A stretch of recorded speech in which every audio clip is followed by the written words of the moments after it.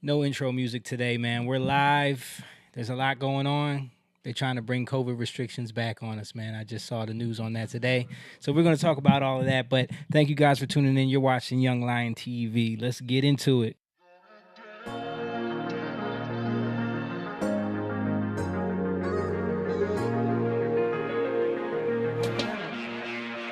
Young lion, everywhere I look, they're dying. Everywhere I look, they're dying. Young lion, everywhere I look, they're dying. Everywhere I look, they're dying. Young lion, won't you get up and start fighting? Everywhere I look, they're hiding. Young lion.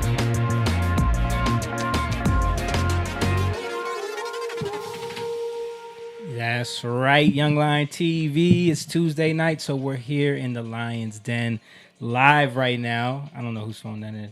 Somebody's phone is loud. But we're live right now. So we got to give the intros out. Shout out to everybody who's watching. We already got a bunch of people hitting the like button. But if you're watching, hit that like button and share this video right now with your friends. Ooh, Theris is in the building. Said, hey, family, our subscriber to the Young Lion Club. Appreciate you. And if you're on the Patreon, say hello in the chat. But yeah, we're going to talk about some stuff tonight. I got, of course, with me the coolest Asian in the world, rocking the Young Lion merch, which is available if you click the link on the description right now. It's Mr. Simone Chang in the building. What up? What up? He's in there. And then I got my brother. Well, I got the half black, half Indian. He's here. He's in here. This is why we're starting late today, because we had a bunch of late people.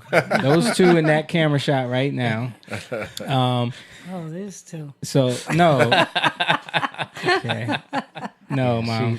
Yeah. Okay. So we had those two over there. So we got the half black, half Indian with the Spanish last name. Mr. James Garcia, aka Mr. Buildright, is in the building. That's right. And we got my brother, but he's everybody's big brother. He is Mr. Jacob Eugene Evans III, fresh off of his vacation. Looking a little tan. You're looking a little tan. A little. A little bit. Yeah. I got burnt. You got burnt. Yeah. And then we got a new add to the room. And no, that is not the Black Batman over there. He couldn't be here. So tonight we got the Black Bruce Wayne. We got another family member. He's our big cousin. Yeah. And he is the man with all the gadgets. That's why he's the Black Bruce Wayne. We man. call him Gadget Guy. Gadget guy. He is Mr. Ian Jeffrey. First time in the building in the Young Lion Lion's Den. So we appreciate you for being here, man. Glad to be here. Yeah, how do you feel, man? How do you feel being on the podcast? So you're kind of like, you've been like a ninja watcher, is what we call it. Yes. Somebody who never A comments. ninja Yeah. watcher. A ninja watcher is someone who watches but doesn't comment, doesn't engage, just kind of watches from the background, stays in the shadows. You don't really know they're there. So now you full on the podcast, and I think James kind of forced you to do it. Yeah.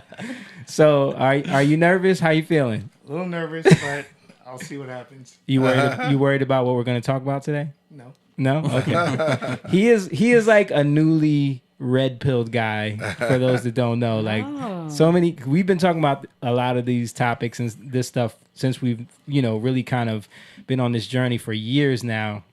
And Ian has kind of recently gotten into the swamp water with us, if you will. And now he's hitting me with facts when I see him, Welcome, sir. Welcome. So he's- Glad to Welcome. be You here. gotta get dirty Yeah. before you clean that swamp, right? You know what I'm saying? yeah, It's like that's why they call it the red pill, because it's like you got the blue pill, you got the red pill. Choose your destiny, and most people will continue to take that blue pill. But Choose life or death. yeah, Ian is on that red pill journey right now. So, but shout out to everybody in the chat. I see Jess in there. I see Michael Hansberry. What's up, brother? Hansberg, what's up? I see Courtney, who is our King Level Young Lion Patreon member. Shout out to you. He said, Hansberry said, it's back talking about the podcast, I guess. I didn't get an alert. Bro. They don't give alerts. They don't give alerts, man. Bro, it's back. It's never left. And, yeah, we never left. This is like our 200th episode. Yeah. No, but it's been doing well. We hit over 23,000 followers on Facebook today. We've been getting a lot of viral videos, which is cool. Yeah. So shout out to all the new people who have been joining and checking us out and following and liking the content. The exclusive Young Lion group that I set up on Facebook. It's a private group for people that follow us. They get a notification if they want to join the exclusive group, and we've been getting a lot of followers. You know where it's at now, Mom? No. Okay, well. Did you say it was like 300 and something? No, you told me, so that's why I was asking. Oh, But I thought it was like 390 something. yeah, so 390 something. He said he was talking about the mandates. oh, They're trying to bring it they're back. bringing it back. They're bringing it back. Don't you worry, man. Just in time to get all those mail-in ballots going. They're trying to bring these mandates back in.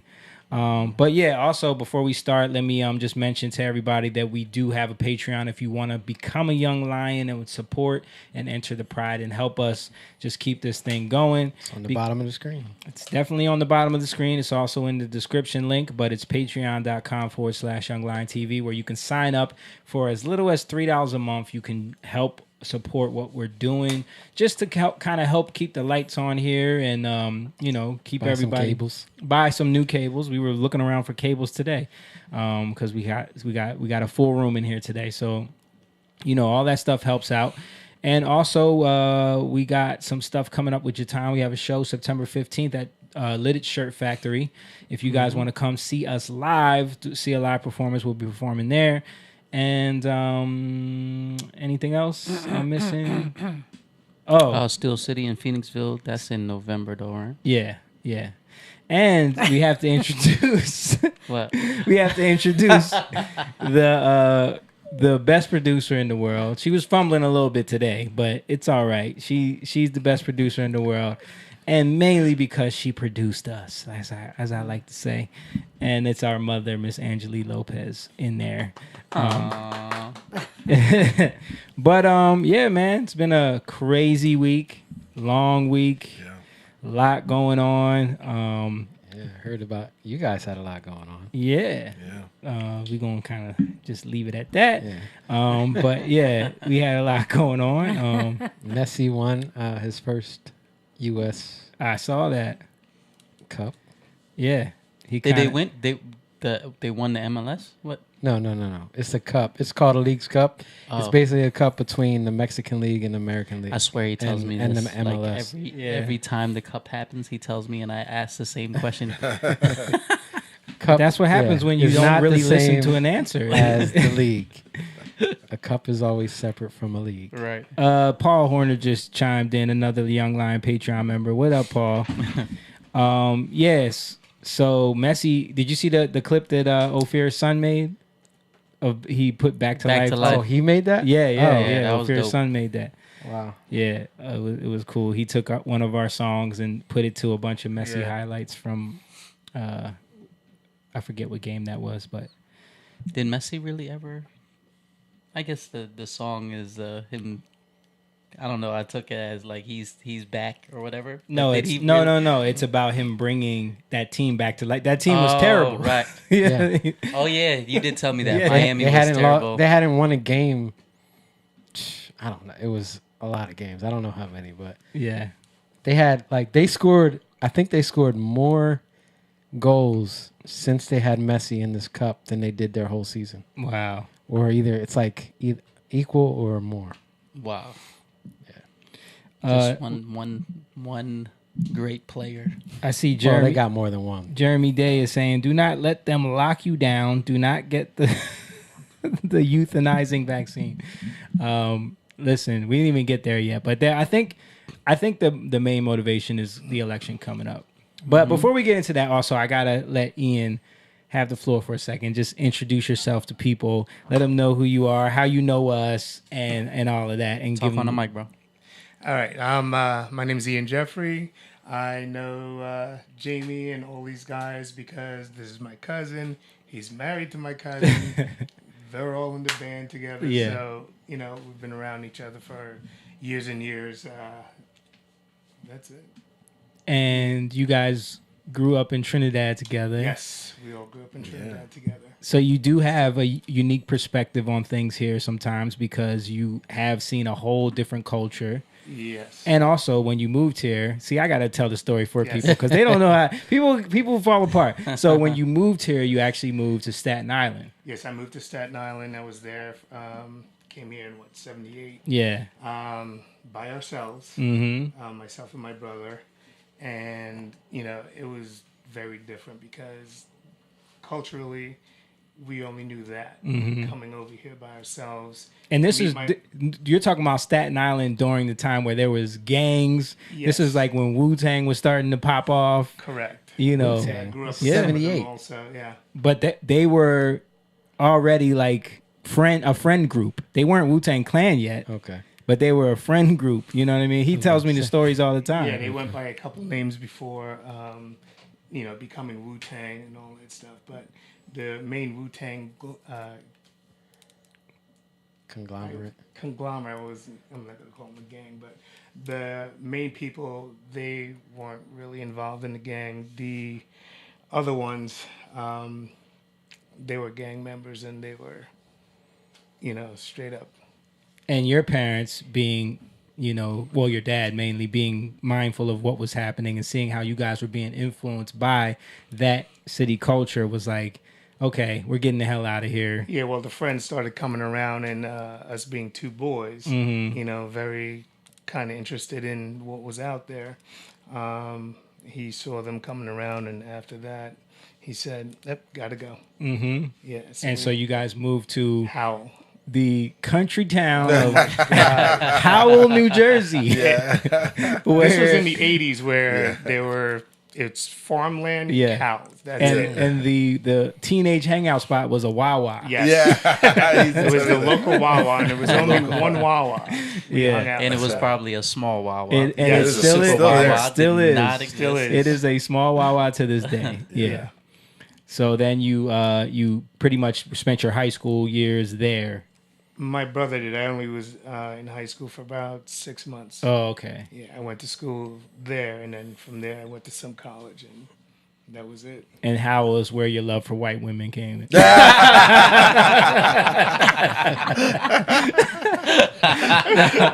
had to get him. I'm joking. He's the black Bruce But he's Wayne, not. man. But He's the black Bruce Wayne. No, but we love Ian, man. He is like Yeah. I've known him for 20 years now. Yeah. Great dude. He'll do anything for you. I mean, I have an espresso machine upstairs that I love, and an espresso machine because of Right. you, and plenty other things. I have a brand. Now I have that Nespresso machine. I gave him because of you. the one you So- originally gave me. There you go. Great. Yeah, man. But we're happy to have you here, and I want to hear like some of your perspective on some of these things. So, without further ado, let's get into some of the topics. So, first thing, like the title says, they're bringing COVID back on us. So I saw this Twitter profile called Wall Street Apes kind of break it down. Caitlin's watching, by the way. Oh, What'd she say? Howbama? Alabama. I guess that's an inside joke. what's that mean? Kind of like down south-ish. Oh, okay. Oh, okay, I get it. I totally just lost this article that I had about the COVID lockdowns coming back. But I do have a reaction from some lady that on Twitter when she found out about it. Let's play that and see how we feel. Oh, they got all of us fucked all the way on up is what's going on. Dang.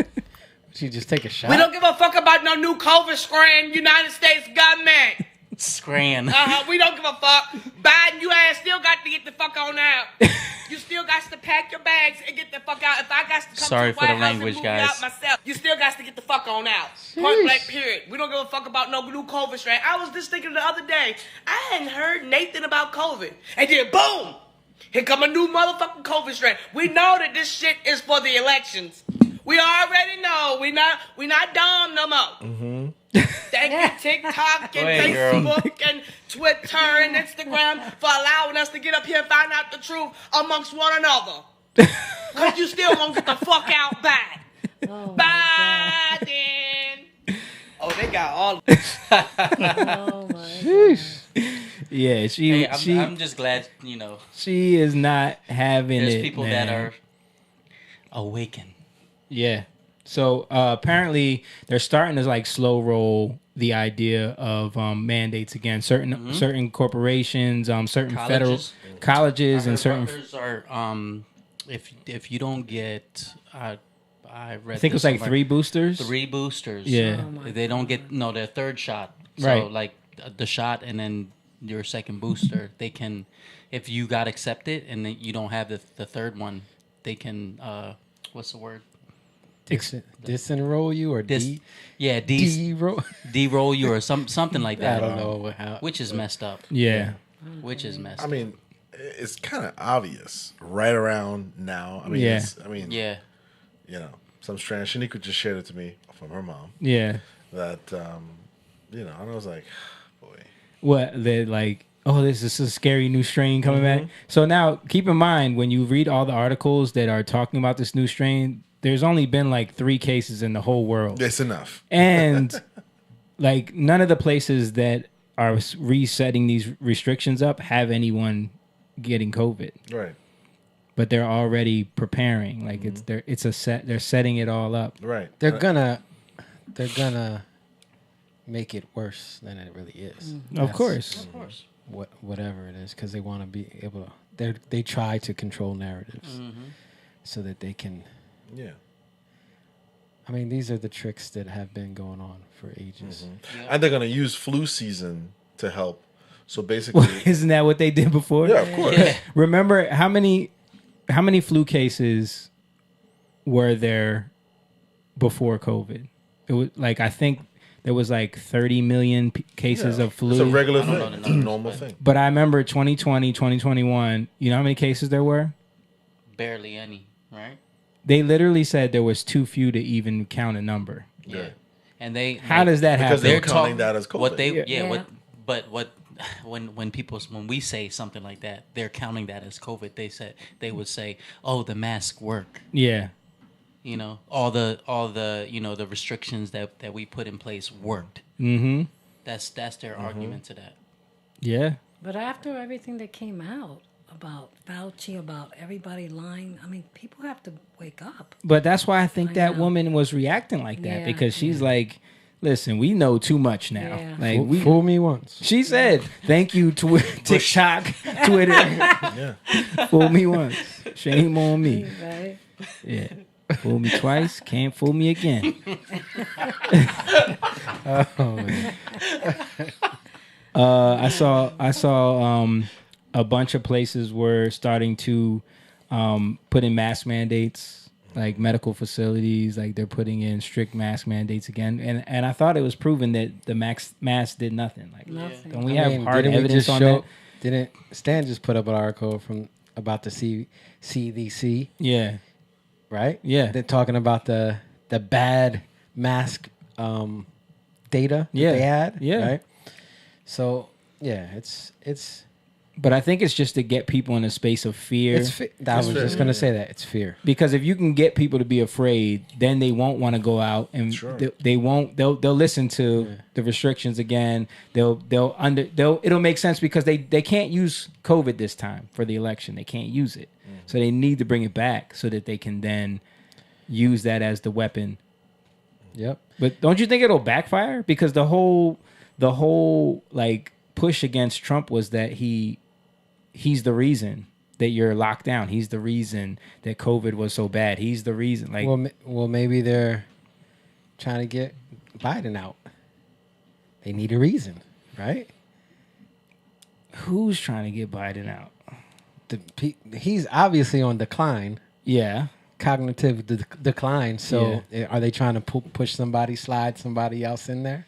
Somebody that's going to come in and be like, Biden got you into lockdown again. I can come in and save you. Michelle Obama. Yeah, that He would gets be he gets the strain. He can't be president. I heard that rumor, dude. Michelle Obama. I Yeah. heard I that. heard that rumor. But you see, like when you guys quote those statistics, like, and it's true what you're Yeah. saying, the CDC. Very few people actually look into that. Yeah. So it's like that's almost like it's like evidence, but not admissible because no one cares about that. Yep. What's going to happen is people are going to get the flu and they're going to start reporting that as COVID, and the news is going to run with this. Yep. Because that's what people tune into, And so all of that stuff that you talk about, the mask mandates and how it didn't work, and all these facts that they have that you could easily look up, no one looks at that. Yeah. But So- why? Because people don't care. They don't. They don't care. Yeah. Why I, don't for they a care? fact, like when people looked at all those facts, even when it was way back, there were anything that even resembled COVID. It's most likely a flu. It was COVID. People died, and it was COVID, but it was a flu. So Or just people- old age. Yeah. Yeah, people don't care about the facts or whatever. When they get to that fear mongering, it's like they look at that instead of the data that they have in front of them. Yeah. And that's the tactic of the media. They know that. They know that people are quick to get into a frenzy if you just hit them with numbers and you just say, remember CNN had the death ticker. Yeah. This I do remember that. many people Yeah. died of COVID today. Right. Like, why? When have they ever done that before? That's a goat, sir. Remember the dude who The African- crashed his motorcycle Oh. Yeah. and died from the motorcycle accident, but he had COVID, Goat so they did it. listed it as a COVID death. Like, that's the type of stuff they were doing. Yeah. But even if like, so now if people are looking and saying, well, we kind of, went a little too far with that. But then what else are they going to use? They're going to use mandates. Yeah, I nah. read, but pause. Yeah, Paul is the zinger had- he boy. had the- He said CDC, the Center for Deception and Control. Yeah. So think about this. Like, it's all about fear, but it's not, if you're not in fear of COVID, yeah. they try to get you on other levels. Yep. Your money, Mm-hmm. right? Your job, schooling. Like, Right. they try to get you in That's other ways. what that's what the vaccine mandates were. Right. It was like, oh, well, you're gonna lose your job, or you're gonna lose access to money, or Right. you won't be able to have fun. You can't go to Even movies, bars. socially. Yeah. You look at how people try to shame you. Yep. If you don't wear, you're not wearing a mask. Yeah. You know what I mean? There's a whole aspect of fear that happens, and you said it. Like, people don't care, but why don't they care? Because they're concerned with other things. They're focused on other things, right? They're not. So, what does it mean to care? It means to consider. You're not considering. What does it mean to consider? It means to set your mind on. Yeah. So you're not even setting your mind on these things because you're preoccupied with some other things, right? Yep. And a lot of times we're preoccupied with the things we are afraid of losing, so we're trying to hold on to them, and they know that. So that's how they keep us enslaved. Mm-hmm. There's another thing too where what you're saying is true, but to add to it, I'd say it allowed people to police other people and to grandstand a little bit, and people love that. Flight attendants were They in their loved glory, it. boy. I saw it in the grocery stores too. Yeah. I saw it in grocery stores, in certain places. The grandstanding was at an all-time high. Why do people love having that little taste of authority? Because, see, that's just an effect. That's an effect of them putting these things in place. If you look at it, here's an interesting thing. Think about Job, right? And what did God say to Satan? Have you considered Job. Yeah. Have you considered my servant Job, Right. right? And what happens? He knows he's considered him, Right. right? But I said considering is like caring, right? Yeah. To consider is care. Why does he care? Why does Satan care about Job? Because he wants to prove to God that Because he wants to prove himself. He wants to prove him. He wants to prove to God that he can make Job hate him, basically. But- to then, in turn, prove himself. More than that, yeah, it's about keeping himself in a place of authority. Job is a threat to him because Job represents righteousness. Yeah. So if he's saying, well, if you take away your protection, because what does Job say? My fears came upon me. Job was trying to do the things to keep himself protected or his family protected, and then he couldn't do it, right? Yeah. So if you think about it, like sometimes we go through things in life where we think it's bad, but it's actually for our good because it teaches us how to trust God in a deeper way. But we're like in a wrestling or a conflict, right? But then we're like, well, what do you really care about? And you notice, the point is you see where you're from. You see who you're of, Right. because it's not. It's you can care, but why do you care? Why did Satan care? Satan cared because he had to prove himself. Satan cared because he had to stay in authority, right? Satan doesn't care about heavenly things. He only cares about earthly things. Yep. Because the earth is where he has control, right? So it's the same thing with a person who's in a shopping mall or whatever and saying you're not wearing your mask. They feel like they have a certain control, and what do they show you? I care, you don't. Yeah. Right. But why do you care? Right. And- Because you're just told to. And even what you're caring about, right? I think that was also the the yelling at people to get vaccinated. Like the we talked about that skit that the one guy did last week where he was making fun of the people that are like vaccine Nazis, going around telling people you need to get vaccinated because you're putting my life at risk, which makes no sense to how vaccines right. So I think what you're talking about applies to that as well. Because it's that, well, I did this because I was told to, and you talk about this all the time too. I was told to, and I listened, so now you have to listen too, or else then I'm, you know what I'm saying? Right, yeah. Then why did I listen if you don't listen? Yeah. You know, like it's all about yourself. Yeah.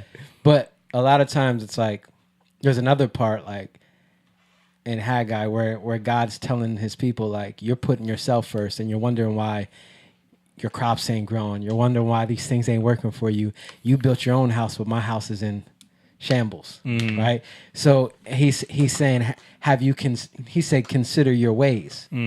So like, are you even paying attention to what you're doing? Right. So a lot of times we think we're good. So again, what does it mean to care? It means to set your mind on something or to set something. So you're settling something.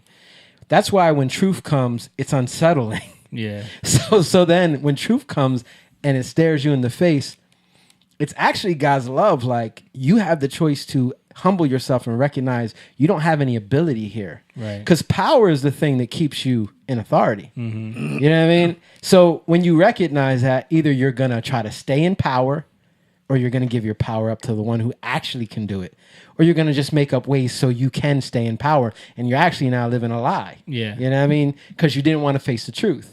So now you'll make up a whole thing and try to convince everybody why you should stay in power. And isn't that what we're dealing with the government or with the people who are in power? Mike Hansberry said, because the mass are followers and wait till someone else stands up first.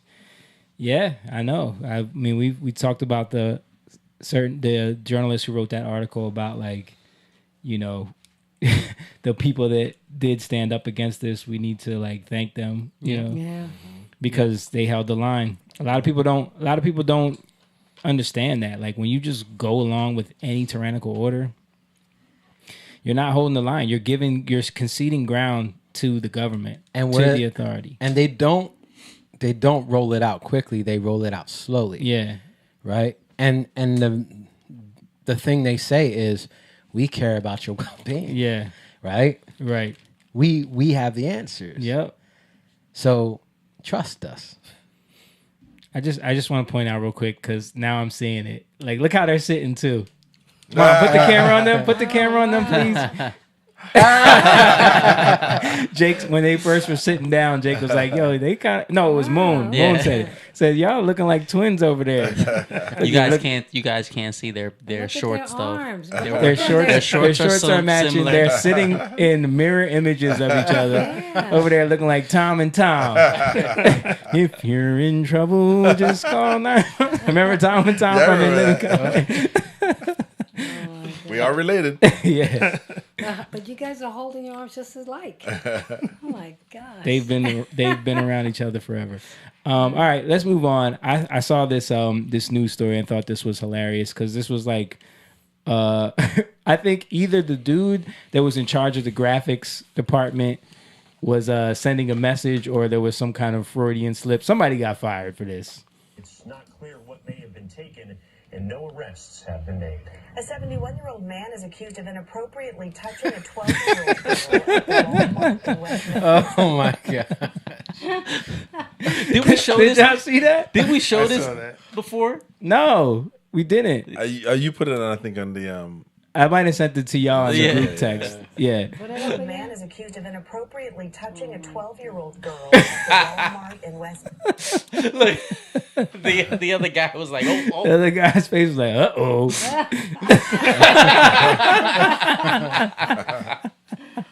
Oh my god. Wow. Yeah, so well, we know Biden's not 71, so but that was just funny. And also in other Biden news, let's Stan just sent this to us. Let's watch him. Here he goes. I don't want to compare difficulties, but we have a little sense, Jill and I, what it's like to lose a home. Years ago, now 15 years ago, I was in Washington doing Meet the Press. It was a sunny Sunday, and lightning struck at home on a little lake that's outside of our home, not a lake, a big pond, and hit a wire and came up underneath our home into the heating ducts, the air conditioning duct. To make a long story short, I almost lost my wife, my 67 Corvette, and my cat. But all kidding aside, I watched the firefighters, the way they responded. You know, there's an old expression. I grew up right across the street from a fire hall in Claymont, Delaware. And the expression is, God made man, then he made a few firefighters. You're all crazy, thank God. The only people who run into flames to help other people. And they ran into flames to save my wife and save my family. Not a joke. The smoke, and the firefighters here can tell you, sometimes smoke is so thick from the windows out, it was that thick inside the home. And we were insured. We did not have any problem. But being out of our home for a better part of a year was difficult. I can only imagine what it's like to lose your home. I guess he's talking about the people in Hawaii. Right. I guess but you have enough money that you can go live in your other house. Yeah. You know, a lot of these people don't have that. You know, it's funny. Like, he's sitting there talking about his Corvette. He's talking about his lake outside the back of his house. These people have nothing. You know what I mean? It's his vacation home. He's trying to compare that to everything that they lost in the fires. Man, that's pretty Guess sad. he tried to make it smaller by saying a pond. Yeah, Change the lake to a pond. Right. Yeah, Obama just had a issue with a pond, didn't he? Oh yeah, his chef drowning in the paddleboard in the pond. Yep. And drowning.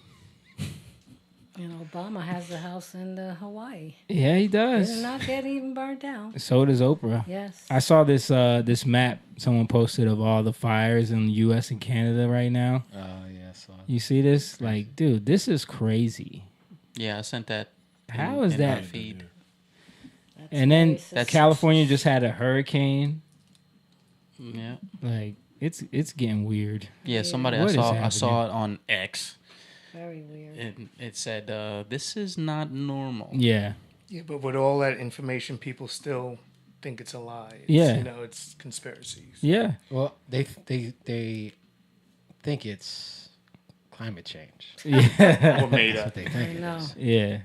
It says, I think you're talking about this tweet. It says, "Dear people of America, Canada, and of the world, this is not normal. This is not climate change." Yeah. Mm-hmm. Yeah. This many fires breaking out, and the way how fast they're like when you see the images from Hawaii. Like, look at this. Look at this. Like, look at how the car just melted into liquid. Yeah, that's just too weird. Like, how does that happen? Too weird. Yeah, but the trees are still green. The trees are still green. Mm-hmm. And then there's other weird stuff. Like, did you guys see the thing where people were showing like all the blue, nothing blue melted? I think I have that in my next one. Yeah, right here. So take a look at this. Turn it down. Because people were saying like there's certain like frequency weapons that the military has that can cause damage, and then but it's resisted by certain because it's colors are frequencies, so you can set it so that certain frequencies don't retain any damage. And there's just like look at right there, the only car that's not messed up.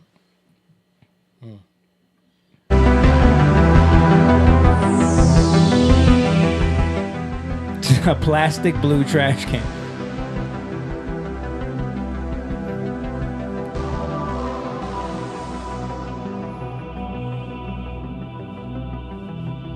Oh, wow. They went to even show.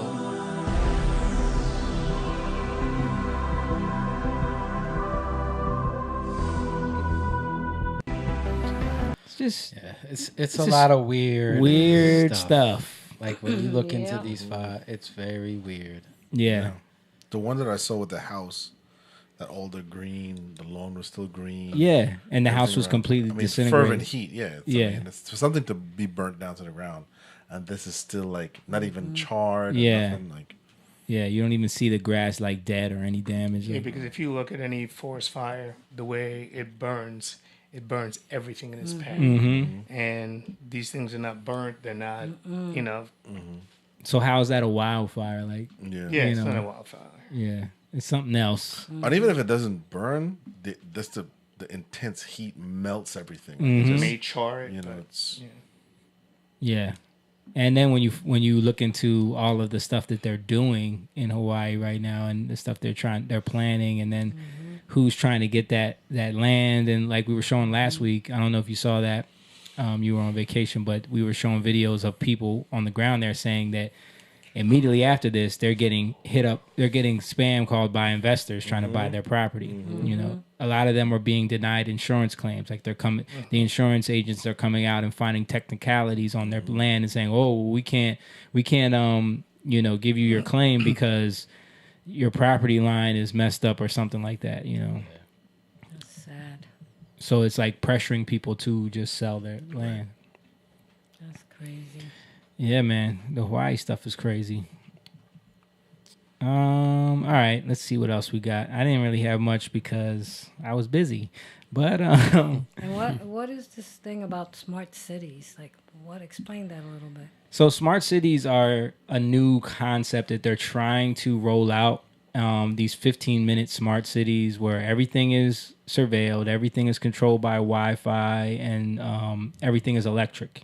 So, you know, like they want to design it so that everything you need is within 15 minutes of either biking, driving, or walking. this was one of the cities they were talking about rolling this out. Maui is one of the main ones that they wanted. They started already doing this, and they want to do it even more. So It's interesting how it's so secluded from the rest of America. yeah, Right. well, they wanted to turn it into the first smart island, complete smart island. You know, But there's global warming and the rising of the water. right? And what about the carbon that they're going to need to get the electric grid up to steam? You know, so that they can power all Yeah, these. you things. don't want to buy this place, except for them. Right. All the batteries they're going to need to power these things. Well, no one cares about that. The mining of these minerals in Africa? No one cares about that. But also, Saudi Arabia is building this long city in the desert. Really? Yeah, you haven't heard about that? No. Yeah, look it up. They just Okay. started building it. It's like this, supposed to be this amazing, like, very small city where it's kind of like a smart city, but it's just longer. It's like a wall, But almost it's- like. Yeah, it looks kind of like Yeah, a wall. I think I've seen something about that. I get so much stuff in my feed though. Sometimes I'm like, is this fake? Like, Yeah. No, this is real. They actually just started building it. They're trying to build a city. I'm trying to find this. Yeah, I don't know what they call it because it's not. They don't call it a smart city, but it's basically like the same type of. A gnome city? I don't know. Is that it?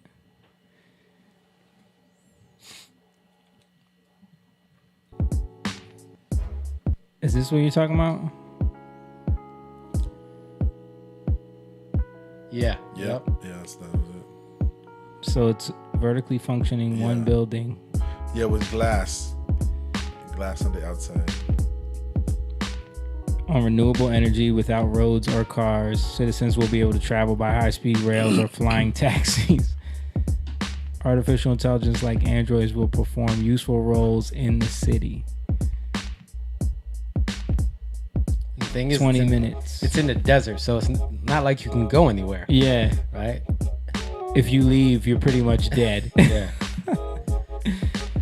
Wow. That's crazy. So to like technical people, to people who are into technology, it seems like a good idea. Yeah. Seems cool, but there was a show out on Apple TV. It was called Silo. Okay.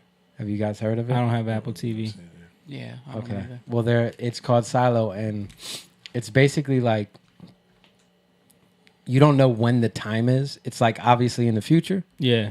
Right, but these people are living in a silo, so it just spirals down, and people live on different levels, and you can't go outside because something happened outside. Okay.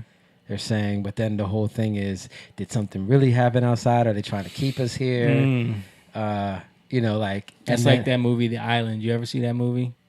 Yeah, The Island. Yeah. it's kind of like that, Yeah. but it's just interesting because it hints to like these smart cities, right?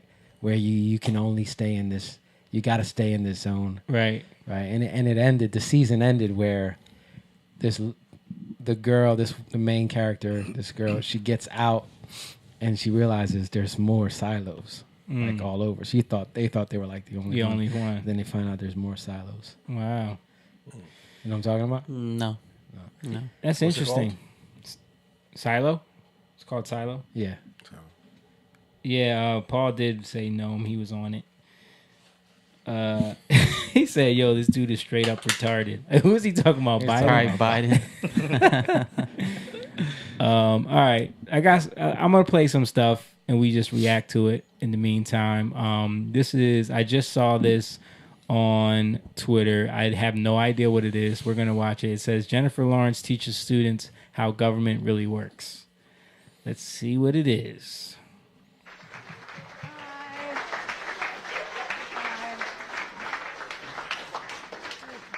Okay, hi, I'm Jen. When I when I was your age, I didn't give a flying flooey about politics, so I totally get it. If you don't, I grew up in a politically divided household, so I've always felt really, really strongly that politics aren't like sports.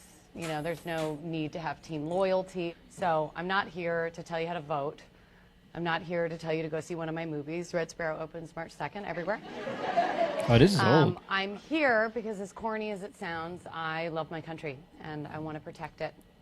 And there is a problem that is much bigger than political parties. It's a problem that is that's at the root of our political system, and it's spreading like a rot through our democracy, and it's called corruption. Our political system, the one that's supposed to work for us, the American people, is broken. And it affects basically every issue that you and I care about. Healthcare, public education, the environment, you name it. How does this happen?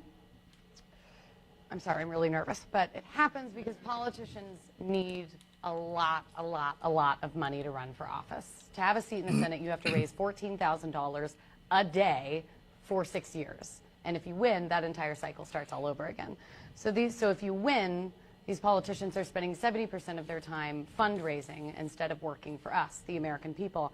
And because only a tiny fraction of Americans can actually afford to give these gigantic donations to politicians, politicians focus more on the very few Americans that can actually cut these gigantic checks instead of us. And again, we're talking about both sides of the aisle here are doing this. Okay, that's it. Yeah. Okay.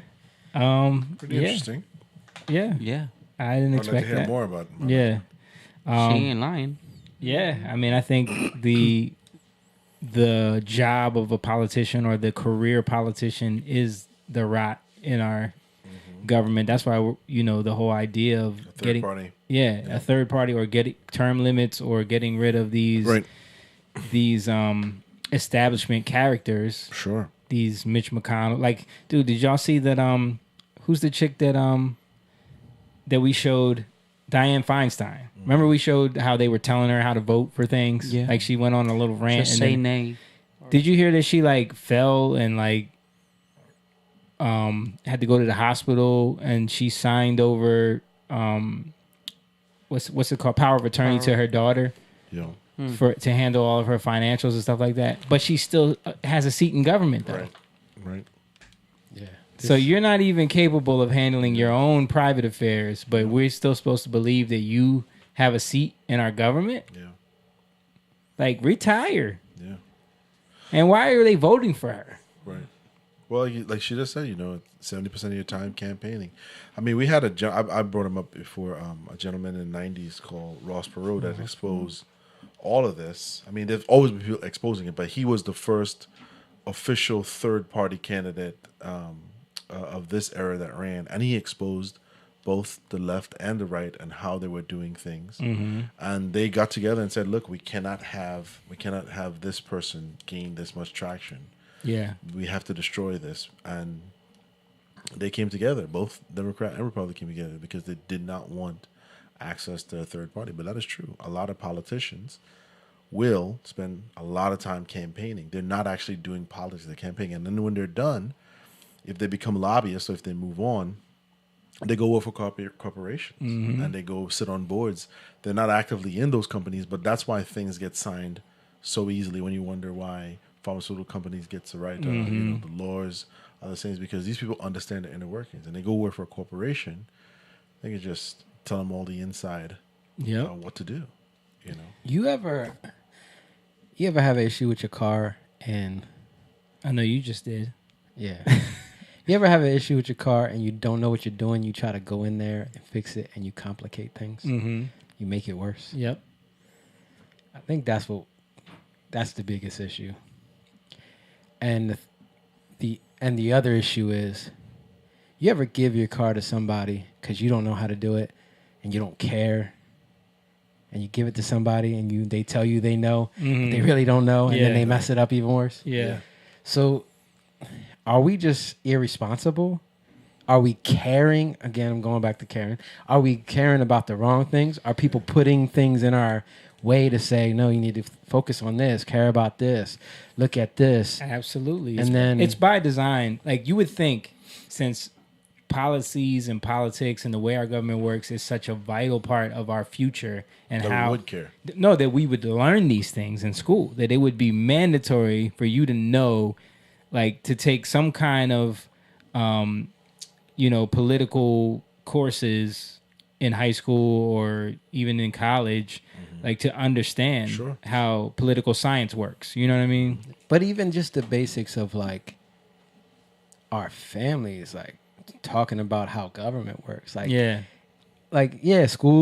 school should play a part, but I'm just saying, like, why can't parents care enough to... Yeah, I don't think they know. A lot of people don't know. Like, they don't... Why don't kids care about their country? Because their parents don't instill that. They don't give them a sense of pride in that.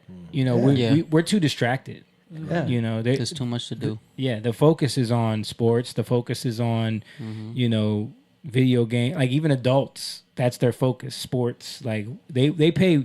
Like, I was saying this. I forget. We were talking to somebody about this, and I was saying, like, the idea of me being able to dedicate 8 hours on a Sunday to football. Last week you said that. Yeah, it became a ridiculous concept because it's like, how much time am I wasting on something that doesn't matter, And I think that goes to the point of what you're saying, because if families, or if adults, if fathers could learn to put our attention onto things that can really change the course of our family and the course of our community, that would be a better investment than knowing all the stats that Marshawn Lynch had in 2012 or whatever. You know what I'm saying? Like, someone can tell you, I know adults, especially even boomers, that could tell you, like, what the Eagles stats were in 1987. You know what I mean? Like that is useless information. Yeah. It's not like we gotta know everything, but we gotta know something. We got to know enough to not gotta be know irresponsible. Right. Yeah. That's why, like, I know I talk about Vivek a lot. One of the things that he says, like, it kind of hit me because, I went through the process of becoming a U.S. citizen. I know They did too. you guys did too, and it was like they gave you a book like that thick, right, to read, and you had to know, the history of the U.S. You had to take a test, and you had to take a test, and then you had to sit in front of somebody and do like an oral test also. I don't know if you guys had to do that. Yeah. So that was extensive. And I agree with Vivek on this point. Like, people are allowed to vote when they don't even know the history. Yeah. And that should be a thing. Like, you have to know the basic history of the U.S.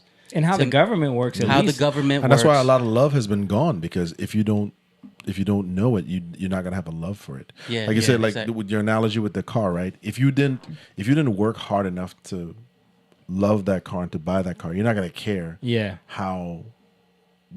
Who's fixing it? Or you're just not gonna care. Yeah. But Right. if you prioritize to work hard for that, you're probably gonna care a little bit more. Here, it's just given to you. That right is just given to you. So. Yeah.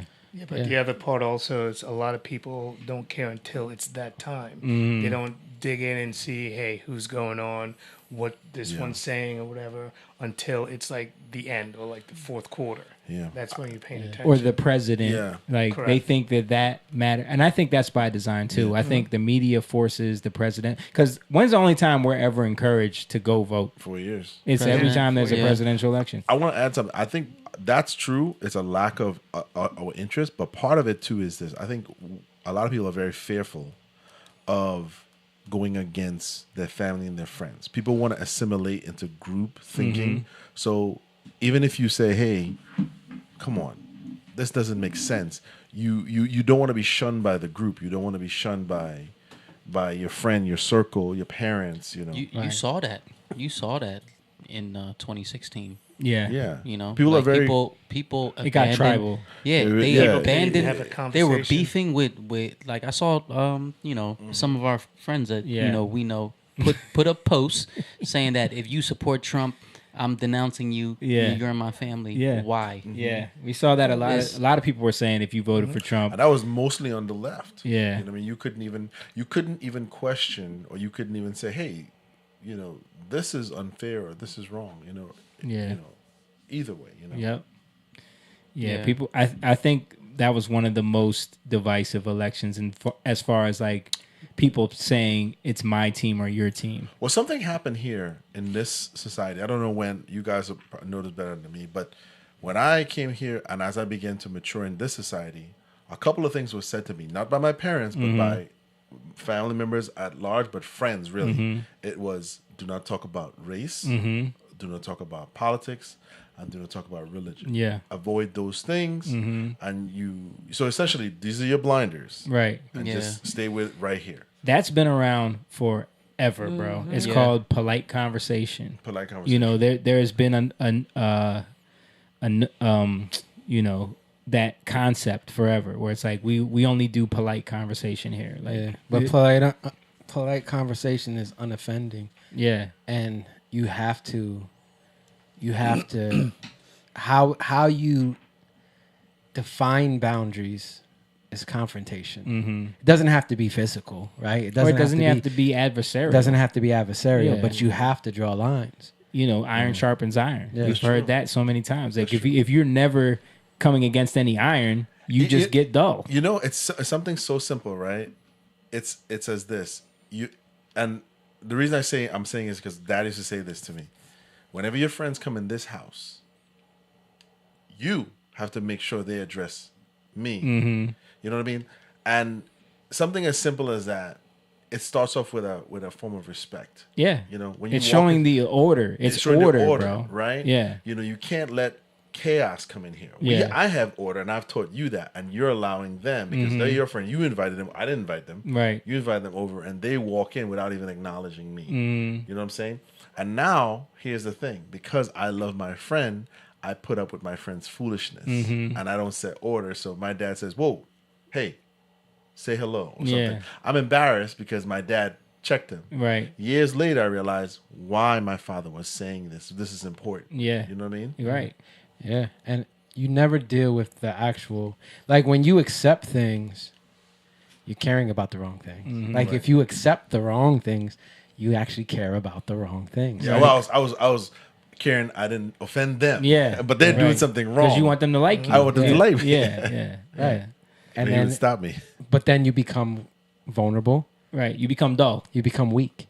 Yeah, you become ineffective. Yeah, I'm training myself not to resist. I'm essentially training myself, and it took some time. I mean, luckily I got it in time, but Yeah. it took some time for me to understand what he was saying because you're trying to. So it's the same thing with politics. Don't say this. Don't Yeah. speak up, and you're just you just don't want. You're afraid of, like you said, it doesn't have to be physical, but you're not setting any boundaries. It doesn't even have to be like, aggressive or No. That's why I said adversarial. Yeah. And he wouldn't do it aggressive. He would just said hello. Yeah. He would just say, how are you? Yeah. And he would do it in such a way to let them know, Like, yeah. you know, You can't come in here and hi not, young man, and not how are speak you? to me. What's Yeah. your name? I mean, I've had to say that to people. Yeah. You can't come in here And and not not speak to me. Right. Like I Yeah. literally had to say Right, that. right, you know? right. Yeah, but then again, when you guys went to Trinidad, they would check you real fast. Mm-hmm. If you walk into a house without greeting or saying anything, it's the same thing with my father. My father was really strict. Yeah. Even people calling on the phone, you had to say hi 1st. And we were embarrassed, but we learned that way, and even up today, I uphold Right. all that. With my daughter and my son, you have to. Yeah, you're embarrassed as a kid because Yeah. you don't understand. You don't understand that what they're doing is they're setting order. Right, That, right. and that's something that we, as kids, we invite in chaos. Yeah. Yeah. And so why do you do these things? Why do you need respect? Because again, you're setting order, and when you set order, you bring peace. It brings peace. Yeah. But when you're caught up in chaos or clutter, right? When you're caught up in, I think I got to do this, I got to do that. What does it cause? Anxiety. It's anxiety. And peace brings understanding. Yep. Yeah. Because you understand now why it's important. There's something that says, there's a proverb that says, he who is slack in his work is a brother to destruction. Yeah. And that word for slack is the word, you can also say neglectful, right? Yeah. But it's not, you can't look at it as like comparing yourself to him because everybody has their own work. Like that's the problem I think we do. Well, they're not doing what I'm doing. And then you point, well, you don't care like I care. Yeah. You know what I mean? But Yeah. it's like, but no, they're accountable for their house. They have a different household. They have different skills. They have a different way. So you can't look at how they are doing things over there and think, and then try to hold them accountable to your own way. Now there are things that are true, in all situations, but Right. a lot of times we become anxious with other people because we hold them to a bad standard, Yeah. and then things just fall apart. But what happens is we're actually neglecting, and we think we're actually caring, right? We're actually neglecting, and it's so funny how the people who will point at you and tell you you're neglectful, right, or you don't care, they're actually the ones that are being neglectful. Yeah. Yeah. All right, let's move on. I want to watch this. I got this clip from Tucker Carlson's monologue. Apparently, it was a good one. Pretty much everything that NBC News and the New York Times have told you about the war in Ukraine is a lie. The Russian army is incompetent, they claim. Ukraine is a democracy. Vladimir Putin is Hitler and he's trying to take over the world. Thankfully, the Ukrainians are winning. None of that is true. Every claim is false, the last one especially. The Ukrainian army is not winning. In fact, it's losing badly. Ukraine is being destroyed. Its population is being slaughtered in lopsided battles with a technologically superior enemy, or scattered by the millions to the rest of the globe as refugees. Ukraine is running out of soldiers. As that happens, the question will inevitably arise, who's going to replace them? If the Ukrainians can't beat Putin, who will? The answer, of course, will be us. American troops will fight the Russian army in Eastern Europe. That's most likely. And the assumption is we'll win. But will we win? Probably not, says former Army Colonel Douglas Macgregor, a decorated combat veteran who advised the Secretary of Defense in the last administration. The U.S., says Macgregor, is on the brink of a catastrophic war that could very easily destroy us. Few Americans seem to understand that, but they should. Doug Macgregor is now the CEO of Our Country, Our Choice, and we sat down with him recently. This conversation is worth hearing. Okay, so we got to hear that conversation. But this is something that we talked about and showed when all of this was first going down, like the inconsistencies and what the media was saying was happening and what we were seeing from like the videos people were posting. You know, we'll send each other a lot of times those videos of them saying like, there's this huge war going on, but then people are out there partying, you know. We sent over $100 billion over there, but yet now we have to send troops over there. Like, what's really going? We don't know. Right. And this is one of the first times in history where information can get back to us the way it can. Like before, when they would go to war, we just had to believe whatever they told us. Sure.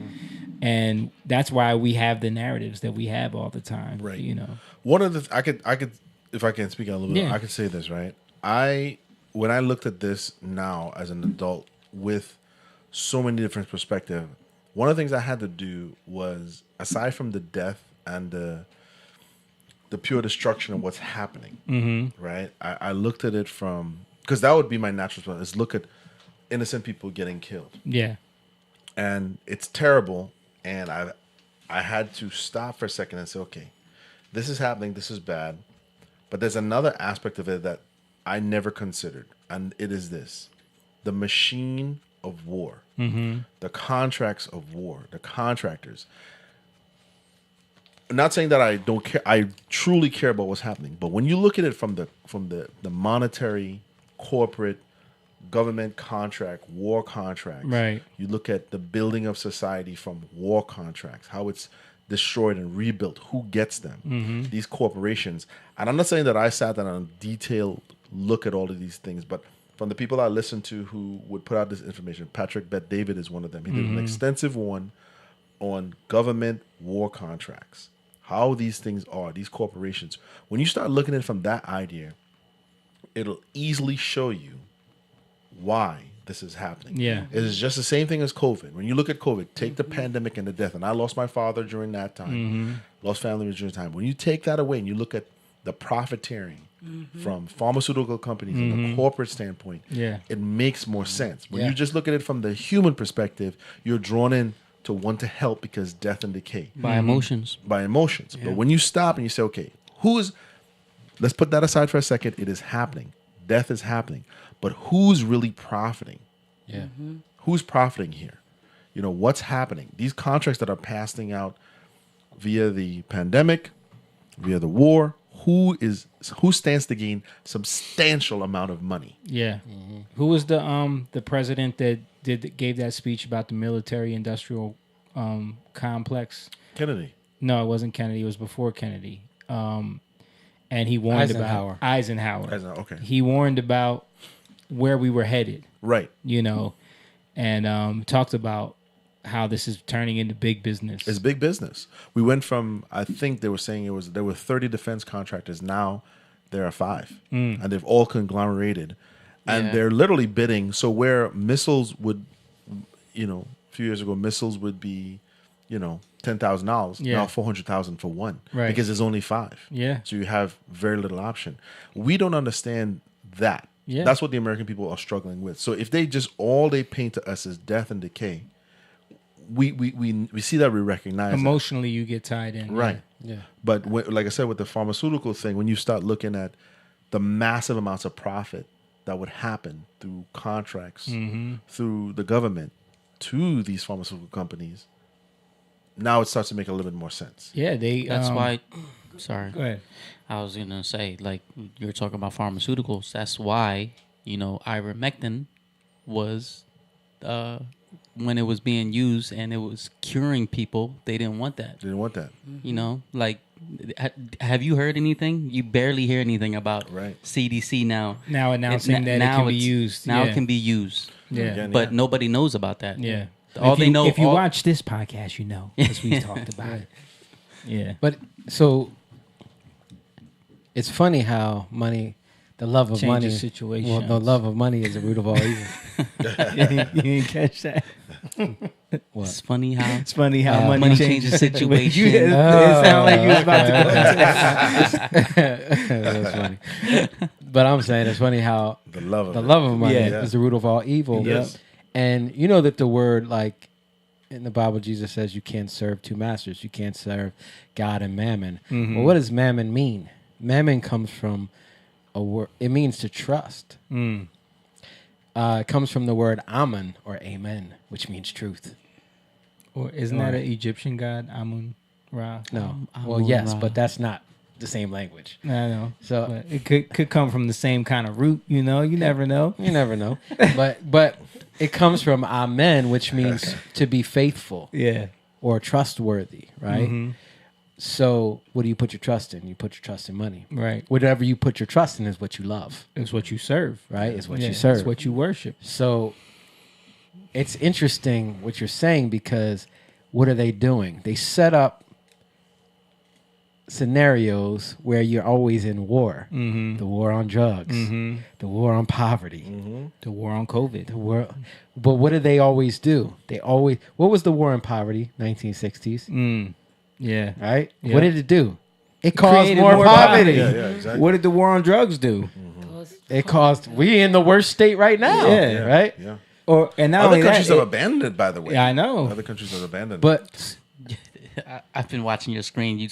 Pull up that video of Philadelphia. Oh, that, yeah, that yeah, you that's had it. speaking on I don't. Do I still have drugs that? being. Oh yeah, this is it right here. Yeah, I mean, but again, like, how do you Zombie know? drug is sweeping through America That's right horrible. now. I'll just play this Oh, okay. while you're talking Lord. as a background. This is Frankfurt, I think. This right? is Philly. Frankfurt or Kensington? Kensington. This is Kensington. Yeah, because I've Yeah. seen this. I've been down there. If you It's don't bad. recognize that the things that you're doing, they don't work. Yeah. Right. They're not working. Yep. And it's so great too. War on drugs. Yeah. Yeah. Yeah. We're declaring a war on drugs. Right.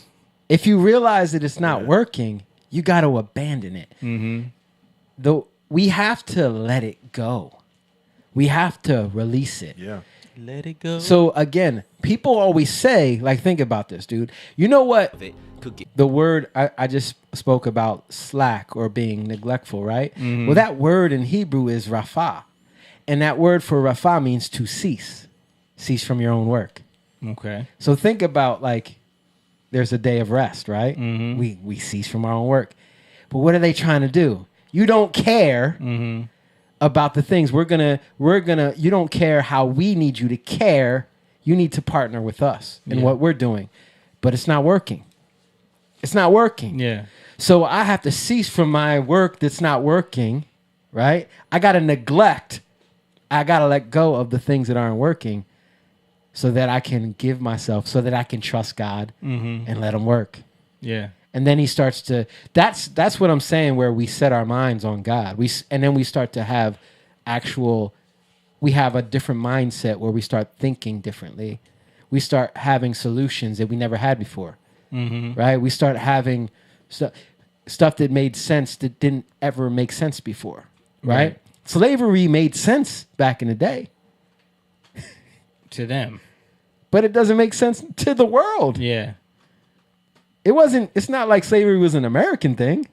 Right. It was a world thing. But look at how it doesn't make sense now. Right? They try to frame it as a white colonizer thing. Speaking of war on drugs, I just watched a little mini documentary. It was a group of officers, retired officers, and they called themselves LEAP, Law law enforcement officers against prohibition. And one of the things they were addressing was all the policies that were geared towards just putting people in prison. And they were saying that, and these are officers who retired, and they were like, these things were never going to work. Yeah. Never going to work. And countries like Italy, Greece, most of the European countries who adopted the war on drugs thing have abandoned it. And we are still holding on to this. Now, it's toned down a little bit, but like you said, we pick these words. Yeah. These things, and they're so divisive. War on drugs, war on poverty. Yeah. What George Bush used to do it. War. When he went on that boat, he talked about it. War on terror. War on terror. Yeah. You know what I mean? But again, we're not dealing with root issues. We're dealing with clutter. We're dealing with mistake after mistake. We got to fix this. Oh, now we got to fix this. Because these things cause other things. Right? When you dealt with the poverty thing, right? The war on poverty, what did that do? That caused the drug issues to really amp up. Right. Because it destroyed families. Yeah. Because they took fathers out of the home. You know. And it created more criminals. But it also created more, which also fed the prison system and system. created a whole nother industrial complex. Right. There was another part of it too where it forced a lot of women to marry the government.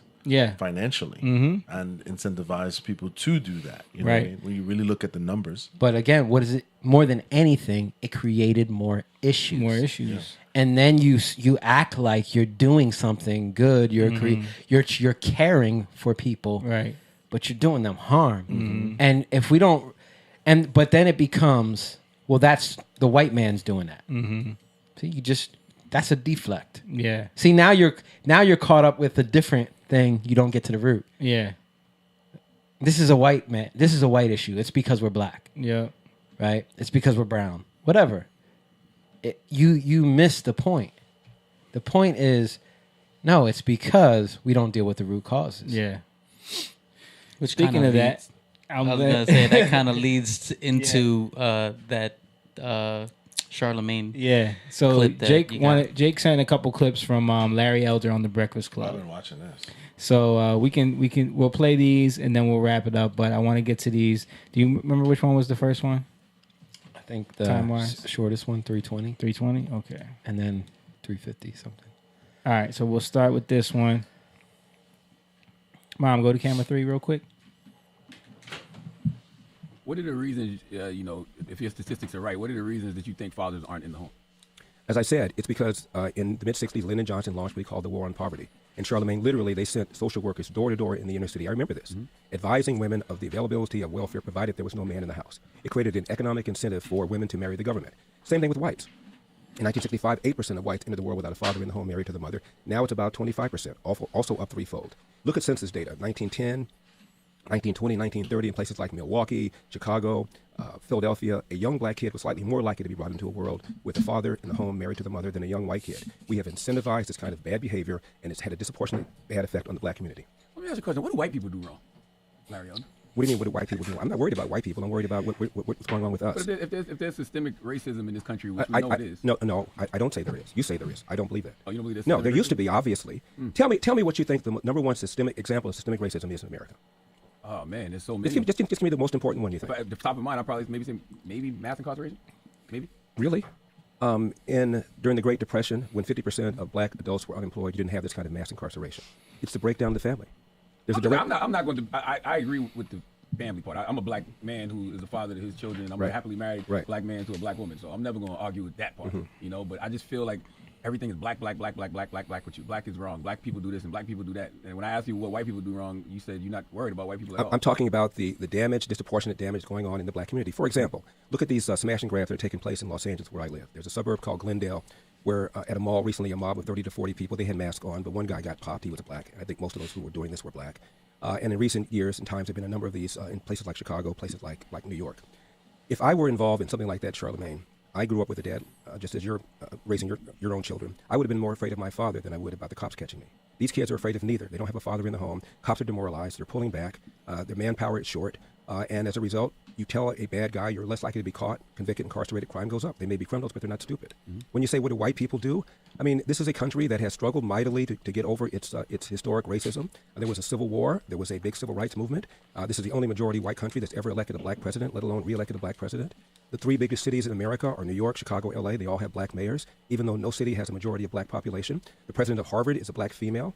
Martin Luther King in 1966, Charlemagne, gave an interview to the BBC. This is 2 years after the Civil Rights Act of '64 got passed.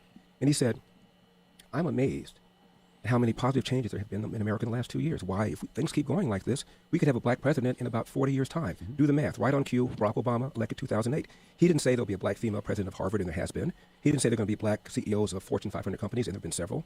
He didn't say the percentage of the House would equal the percentage of black people in the population, and it does. He didn't say the three largest cities would have black mayors, and they do. He didn't say the largest and most prestigious organization of doctors, the American Medical Association, would have 2 black presidents, and there have been. He didn't say the most prestigious organization of lawyers, the American Bar Association, would have 2 black presidents, and they have. He said president, meaning at that point, I can feel that I've reached the mountaintop, which is the speech he gave right before he got assassinated, the day before.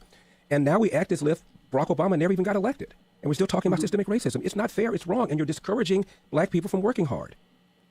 I ain't heard no lies. Right. I mean, he's making a great point. Like, I think he's talking about accountability. Yeah. You know, like if your whole focus is, well, who do we blame? Who do we blame? Yeah. Who do we blame? Exactly. And you never think about, all right, how can we fix this? What are we doing wrong? How can we, make changes within our own communities to better the situation? Like, I've seen the stuff that's going on in California now. Now that they've made, shoplifting pretty much enforceable. Yeah. People are just looting these stores. Yeah. I think it's $1,000. Anything under 1,000 is a felony, right? Yeah. They made that public knowledge. But people they're not following that either. They just know that no one's going to come prosecute us now. So I saw people, looting high-end stores where one bag is $1,000 and they're just grabbing anything. There's so many of them. Yeah. It's so interesting that we want choice, but are we responsible enough to have it? Yeah. Like pro-choice. Mm-hmm. We want choice, but I don't think people look like a kid. As a parent, you don't give your kids choices until they're ready to be responsible to choose. Well, they want you to do that now. They can choose what gender they are. Right. That's the point. So obviously, are they for you or are they against you? Right. Yeah, but Obviously. now we're not even parenting. We're not allowed to. Yeah. Joe Biden told us, it's everyone's kids. It's not your kids. What I like with this interview, because I've been watching this too, is this. Larry didn't get emotional with him. Larry focused on the points. And every time Charlemagne tried to bait him into silliness, he mopped the floor with it. Yeah, He had facts, he had statistics. And I think that's, to me, that's a flawless victory in terms of the facts. Not grandstanding and just, these are the facts. Yeah. I think, that answer is, because even that question, what do white people do wrong? It's like, just make me feel good about blaming them. What do white people do wrong? Right. Like, why is it that you never hear the Asian community asking what white people do wrong? You never hear the Indian community. You never hear even the Africans that come over and establish themselves and have become one of the highest earning demographics. They never ask that question. Well, they're not focused on that. Yeah, they kind of touched on that a little bit. I don't know if you watched the whole podcast. They touched on what happened in when was the World War II where Hiroshima and the Japanese that were here, they were put in the internment camps. Yeah, there was like racism towards them also. Yeah, but Larry Elder made the point that they rose above that. You don't hear about that anymore. Right. Yeah. But well, part of it too, from what I see with Charlemagne and the show, I would give them credit for bringing him on. I give him credit for bringing him on because these type of conversations do need to happen. But for me, although I'm interested in these conversations, what I tend to do to gauge the temperature is I go to the comments. Mhm. And I can tell you, there was very few people in the comments, thousands, that agreed with them. They pretty much agreed that he mopped the floor with him in terms of statistics. Not in a grandstanding way again, because I don't want it to turn into, that's right, he destroyed. I think those kind of language is divisive within itself. Yeah. But statistic and what's actually happening, when I went to the comments, because that's how I'm gauging it now. Yeah. Every clip that I've watched, whether it's from the Breakfast Club or it's other people posting it, they're all saying the same thing. You know what I mean? I noticed that as well, and I do the same thing because I want to gauge the temperature of like what is the audience reaction to That's this. who I yes. Because that's Charlemagne's gonna do what he does, Right. But the audience, and I noticed that even with the Vivek Ramaswamy clip, that when you go to those comments, right, a lot of people were embarrassed by the way that woman treated him. Yeah. And they were saying that he still mopped the floor with her. Yeah. Which is it's the same with this. Like a lot of the comments were talking about her. Like if you watch, not this clip. They talked about her in this one too. Yeah, she wasn't as aggressive with Larry as she was with Vivek. And I think like with her, you'll see I got some clips with her, but you'll see that she's very emotional, and she's like you said, he mopped the floor, but she actually was trying to win. Yeah. Like, it's more about her trying to win and gain points, right? Ain't that what the manosphere says about women all the time? When they get in an argument, it's never about the facts. It's just, I want to win at all costs. What's that? The Kevin Samuels will call it the need to be right, right? Yeah. Sign language, shames, insult, guilt, the need to be right. But I think there was a post that Joy asked about, and it was something that came to my mind, like how truth, I've said this before, truth love that lacks truth is a lie, and truth that lacks love is misunderstood. But also, men are more truthful in terms of, or matter of fact, I'll say, and women are more than loving, caring, right. So that's the just to illustrate that for people, that's the old trope of, do I look fat in this? You know what I mean? Right. When a woman asks a man, he's sweating because he wants to tell the truth, but he knows he can't. Right. When a woman asks another woman, she knows she's going to lie off the bat. She's going to tell her what she wants to hear. Yeah. Yeah. So the two have to become one. You have to speak the truth in love. Right. You know what I mean? That's perfection. Yeah. And perfection, like I said, the only one who's ever been perfect and loving is God or Jesus. He came to show us that. So we're always struggling in that. You know what I mean? Men are always, that's why in Ephesians 5 it says, husbands, love your wives. Yeah. Men struggle in loving. They can be a matter of fact. And sometimes you got to be like, all right, maybe I said that too. Because it's just our nature. Maybe I said that a little too aggressive. But the facts are the facts. I just got to be able to articulate it in a way where you can receive it. Yeah. The application of it. Right? Women can be delusional because they care too much. Where they won't submit to truth because they're so delusional in their caring. Right? Because if you care about the wrong things and you think, to care about the wrong things, sometimes like you don't understand the point. You don't get to the point. You miss the mark. You miss the point, and you're so caught up in this thing. You want to be right. Yeah, you know what I mean. You want to be right. You miss the point. It's not about being right. It's about growing together and building something. It's about creating a space where we can thrive. Right. And I'm talking in terms of husband and wife. Right. Yeah. You want to create a place, a household of peace, a household that is conducive to raise kids up to where they're perfected. To be mature is to be perfected. You know what I mean? Like, so you want that kind of love in your house. And when you're so worried about being right, you miss it. Yeah.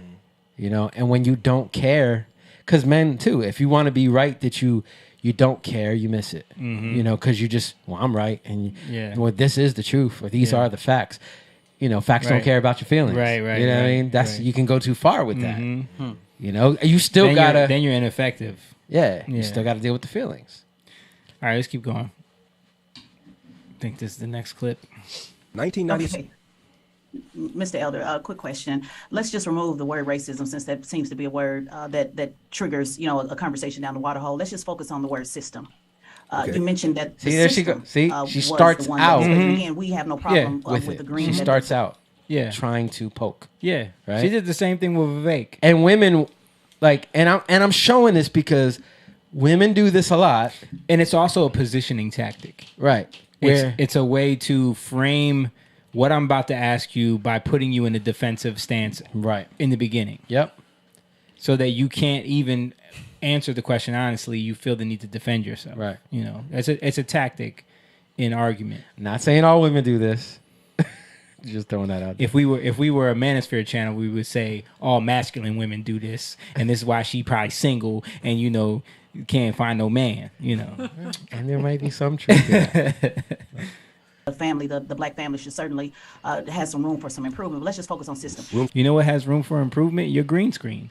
I think you could do a little bit more with your technology that you're using on a major platform like the Breakfast Club. Like, look at her.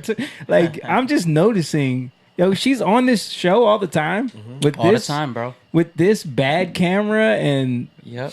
and green screen. Okay, and mic. Yeah, and mic. Sounds like she's in a closet somewhere. You said the system. Well, we're not going to go down that water. We're not going to go down that water hole. Let's get to the question. So We're not going to go down that water hole. She said that to Vivek. That's her phrase. It's rabbit hole. You're going down a water hole. The water hole is where people go to chat and talk. She's confusing different sayings there. Hey man, the question is, you said that the system encouraged black women to be single mothers, correct? I said the welfare state, yes. The welfare, the system. So who's in Okay. charge of the system? Who was in charge of the system? Well, it was Democrats that passed it. And who were Democrats? Were they black or white at that time? Well, at the time, majority of black people were Democrats, as the majority of black people are Democrats now. Not the voters. I'm talking about the system. Remember, the main idea is the word system.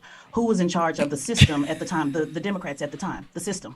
I'm just going to Charlamagne's point about white or black. Was it white Democrats in charge of the system or black Democrats in charge of the system? Well, if you're prepared to say that Lyndon Johnson did this viciously with an intent to destroy the black family, I disagree. He did it with the best of intentions. And if you look at the New York Times, which is left wing, the Washington Post, which is left wing, they cheered all of this. Right, and what I'm asking was, it white people, so I'm going to ask again in case my mic's not coming through clearly, was it white people in charge of the system or black people in charge of that system that helped break down the black families? Now, I just want to show, do you see how men who really want to build something are not going to be disrespectful? Yeah. She's being disrespectful just because she's annoyed. That's childish. Yeah. It's not It is mature. childish. She just wants them to say white people. Yeah. No, but all the comments about my mic's not coming through clearly, she's being very condescending and being disrespectful and rude. That's the tactic in her argument to basically position herself as above you and you're beneath her and she's smarter than you. She has to use sly insult tactics because she really has no point to what she's saying. I mean, she has a point, but it's pointless. Like in the end, Right. You're right. She has a point. She's trying to. She Right. thinks her point is smart. Right. She thinks she's intellectually she thinks she hit Yeah. it right on the head, but she's missing. Right. She's making sure Ian's like, yeah, listen, I got a lot to say about this. Let's keep going. Simple, yes, just a simple question: white or black? Well, you didn't have to go on welfare unless you voluntarily chose to go on welfare. The inducement was put there by Democrats, by White the Democrats, left. correct? Okay. White Well, Democrats, most black people were Democrats, and they voted for these white people not too. voters. I said who's in charge of the system. Well, who puts Who's in charge? who put them in charge? Was Lyndon Johnson Who put white them- or black? Who put them in And maybe charge? that'll help. Fine, Lyndon Johnson was white. Thank you. Okay. But if your argument is that the reason he did it was because of racism, then I No. disagree. He did it because of That's not my argument. I just asked you a simple question: was he white or black, Charlamagne? And Mr. Elder, you said you talked about the So- smash and grabs, right? Yeah. Okay. What was your point? Right. That's what would have been my follow up. So what was She your just point? ran away from it. Yeah. What was the point of you in asking that? She just wanted to be right. Yeah. She just wanted to be right. Okay, what's the point? What are we getting to? Yeah, because she hit There's him with no- the. I there's just want no point. Okay, you Yeah. said he was white. Bam, got Bam, you. gotcha. Charlamagne. He's white. And then if you really think about it, but what it. So okay, he's white. You know. Yeah. What's the point of that? Well, that because she knows that more specifically, him saying white is what the left is using now to continue this long stem vote for us. White people are the enemy. If you don't vote for me, then you ain't black. Yeah, that's what. So she just needs to put that narrative. It doesn't matter if it's factual or not factual. It doesn't matter. She just needs to say that. You know. But the fact is, he's pointing out the fact that they were Democrats, though. Mm-hmm. You know, and that they were. She don't care. Yeah, it's just. But were they black or white, Jamie? It's just nonsensical. It's nonsensical. You're not answering me, Jamie. we don't wrestle against flesh and blood, right? Yeah. But against powers, principalities. The people who hold to these rules have gone down this line of considering, of setting themselves and settling on something. That's what she's doing. Yeah. She's just showing that she's settled on this, and she doesn't want to unsettle herself from it. No. But like I said, for me, I'm not gloating in this. I'm just saying this. From what I saw within the comments, people were pointing out the vitriol, the attacking nature of the conversation versus how they treated the left when Biden came on. Yeah. When people were pointing that out, and these are his audience members. Someone pointing called this him out for. Was it Larry Elder that That- called him yeah, out? he called him out. Larry Elder. I didn't have time to get. I wanted to get to He that. actually Right. brings that up where But- he's like, you know, he brings up the Joe Biden thing. Right. It's like you didn't have nothing to say to him when he told you to your face. If you can't if you can't tell the difference between me and Trump, then you ain't black. Right, but what I'm saying is, I like that Larry did it, but the fact that the audience is recognizing it on their own, Yeah. and seeing that there's a certain disdain towards when Vivek came on, Larry Yeah. Elder, and then it's almost like a total different conversation. There's no pushback. Yeah. There's no nothing. It's almost like a joking kind of fun. We're talking about chicken and Yep. hot sauce. Hot sauce in and your dance bag. moves. Yeah. We're talking about that. And they pointed that out. Yeah. That's what I was very And look at curious how about. all that stuff that you joke and have fun, and none of that stuff matters in terms of what you're going to do. Policies. Yeah. Right? Nothing. In terms of solutions. But why do you think they go on there? Why do you think Biden took an interview with Cardi B? He knows that they're not going to get into in-depth policies. Right. He's going to put his face in front of a bunch of black voters that are going to vote for him at a 97% percentile, and that's all he cares about. Who out of every demographic, who voted for Biden the most? Black women. It was like 99%. Yeah. So that's a problem. Yeah. There's no... I was saying this to James the other day. There is no other demographic in the world that votes that consistently one way. That's a problem. Like, Yeah. that's a problem that we have to address. Yeah. And that's what he's saying. We gotta hold ourselves accountable, right? We can't. I'm not saying you need to be like, see, look at this woman. No, Yeah. I'm saying that we need to pay attention to this stuff, and we need to hold ourselves accountable for the next generation. But for- another problem is black women, because a lot of them are college educated, have come out and started saying like, well, where did we go wrong with black men that they're not voting the same way we are? You know, because I think it was like 20% of black men voted, you know, for Trump this time. But again, they're coming from the stance that they're right. Yeah.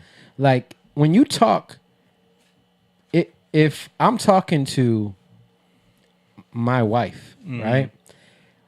And my wife is like, no, I want to do this because of this, this, and this. I want to do it. Because this is how I feel, or we grew up this way. Okay, I want to do this because this is what I live by, because it's in the Bible, and I serve God. Because it's right. I serve God, and there's a deeper meaning. We can get into that, but this is why. Why do you do it? I just want to do it because my family did. I just want to do it. Do you get what I'm saying? Yeah. It's surface. You have to have conversations so we can get down to the deeper things, because you'll find out that where you're landing is not really in anything stable, right? And that's fine, but we got to be willing to have that conversation so that we can get to a stable place. Yeah. But that goes back to what we were saying earlier. A lot of men, you know, specifically, if we're talking about black women, 80% of black men are married to black women. A lot of black men are very afraid to challenge because especially American males have been raised with the trope, happy wife, happy life. Don't push back. She's always right. She's always right. I've heard other men tell me that. I've told you guys many times. So a lot of times men aren't willing to say, let's have a conversation. Yeah. Let's set the parameters of debate. We're not gonna curse each other. We're not, So with that, a lot of times when they're asking the question of why are black men voting, 20% of black men voting for black, I don't think they even want to know. Yeah. They're just They automatically just want to know dismissed. How can we get them to vote like us? Right. How can we get them to agree with us? Because we're obviously smarter than them. But but they're talking in an echo chamber. Yeah. They're not being challenged. Right. That's my point. But they don't want to be who's challenged. challenging them? They don't want to be challenged. Yeah. Even if they are, they run away. Yeah. But again, what is that? Oh, girl, you look good in that dress. She don't look good in that dress. Right. Like you can't be truthful, but yet you're gossiping behind somebody's back. Yeah. That is a bad. That is a horrible community. Yeah. That is an unstable environment. That's my point. Chaos. It's chaos. Yeah. All right, let's keep going. It's fake love. Yeah. That's a woman thing. Yeah. Sorry, I know you're about to No, move go on, ahead, but go I ahead. saw a video about, I think we talked about this, about how men will tell the truth about how somebody looks. It's like, they get a group of men or a group of women, they're all together and they say, how do you rate yourself? Yeah. Jubilee does those Oh, videos. yeah. And most women will lie. Dude, like even if you're, not to say that overweight women aren't, Yeah. but they're like, oh girl, you're a 10. Yeah. When they really don't believe that they're a 10. That's the Lizzo trap. Yep. That's We the talk- Lizzo trap. We talk Yeah, about we that talked all about the that time. last week. Yeah. You ever heard of the Lizzo trap, Ian? Ask any woman, especially like modern feminist women. I'm sure you know a few. Just ask them if Lizzo is beautiful, right? Or if, like, on a scale of 1 to 10, and a lot of times they will say Lizzo is beautiful and she's a 10. And then tell them, I'm glad you said that because you kind of remind me of her. You look like her. And then they get offended. Then they get offended. You want to get me killed? But this is what I'm saying. So it's a logical fallacy. You trap them in their own lie because if you think she's beautiful and I'm comparing you to her, you should be happy. It's not mathing. Yeah. It's not math. Ian's like, I ain't playing with that fire. That's too. Oh, you gonna play with that? Yeah, you should. You should. I'm telling you, it works. It's funny. Can we read some? Sherry's been writing. Oh, yeah, go ahead. Sherry Wine said, I've been talking about this all before it even began. I was waiting on how it was going to all lay out. It's called the New World Order.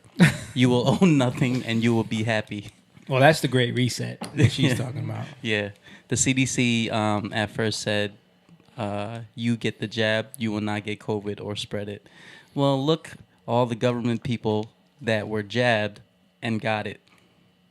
Speaking about COVID, the CDC recently She must be came out. watching she must be watching from behind or something because if she's commenting that now, No, she didn't. She's comment probably that been- now. That's been up for a while. Yeah, it's Oh, been, really? It's been up. Yeah. Yeah. She sometimes the comments will come up. I had to come out and come back in. oh, okay. Yeah. It was freezing a little bit. Yeah, she also said I've lost a lot of friends and family relations because I am woke and refuse to follow the sheep. Yeah. Run off the cliff. Paul Horner says the Lizo. The Lizo trap. The Lizo trap. Yo, he's so good. good at He's that. good at that. Yeah. He's got all the sayings. The Ian's Lizo. going to take that one with him right Yeah, there. yeah. He's going to take that one with him. It's embedded now. Yeah. So, all right, let's keep going. When you see the mass shootings that happen, majority of those people are white males. What do you think about that? Actually, if you look at the percentage of whites in America, which is 60%, percentage of mass shooters is under that. The percentage of people that commit hate crime is under that. The percentage of people who are serial killers is under that. Black people are 13% of the population. We commit a greater percentage compared to that No, of you mass specifically shootings. talked about the smash and grabs, though. So I was saying, since you're using that as an example, I'm saying, well, what about the mass shooters that are usually white males. One more time. They are usually white males because 60% of the country is white. However, they underrepresent in terms of the number of mass shootings. About 50% or so of the mass shootings in this country are committed by white people, even though white people are 60% of the population. They underrepresent. We overrepresent when it comes to hate crime, when it comes to mass shootings, when it comes to serial killings, when it comes to robberies, when it comes to virtually every category of violent crime. We overrepresent. So what do white people do wrong? I'm gonna keep asking you that because I want. Well, he's still asking that. It seems to me, rather than deal with what's going on, the pathology that's going on in the inner city, you want me to talk about how bad white people are, which I don't think is a particularly productive thing to do. Well, I think there's a cause and effect, but if we can't talk about the cause, which I believe is systemic racism and white supremacy, the FBI says. Well, I just told you, if it's systemic racism, please explain to me how it was when America really had systemic racism in 1940. 87% of blacks lived under the poverty line. Again, this is during Jim Crow era. My father is from Athens, Georgia, grew up in Jim Crow. My mom is from Huntsville, Alabama, which grew up in Jim Crow. 87% of blacks live below the poverty line. This is before Brown versus Board of Education. You did not find these kind of black-on-black crime. Probably because we had no But they choice still but were to do it living ourselves. below the poverty line, though, sir. I'm sorry? You're forgetting the fact that they were still living below the poverty line. You're picking and choosing, saying this was good, but this was bad. Okay. The bottom line, they end between the poverty line. But let's move forward Well, on system. can I just address that? In 1940, 87% of blacks lived under the poverty line.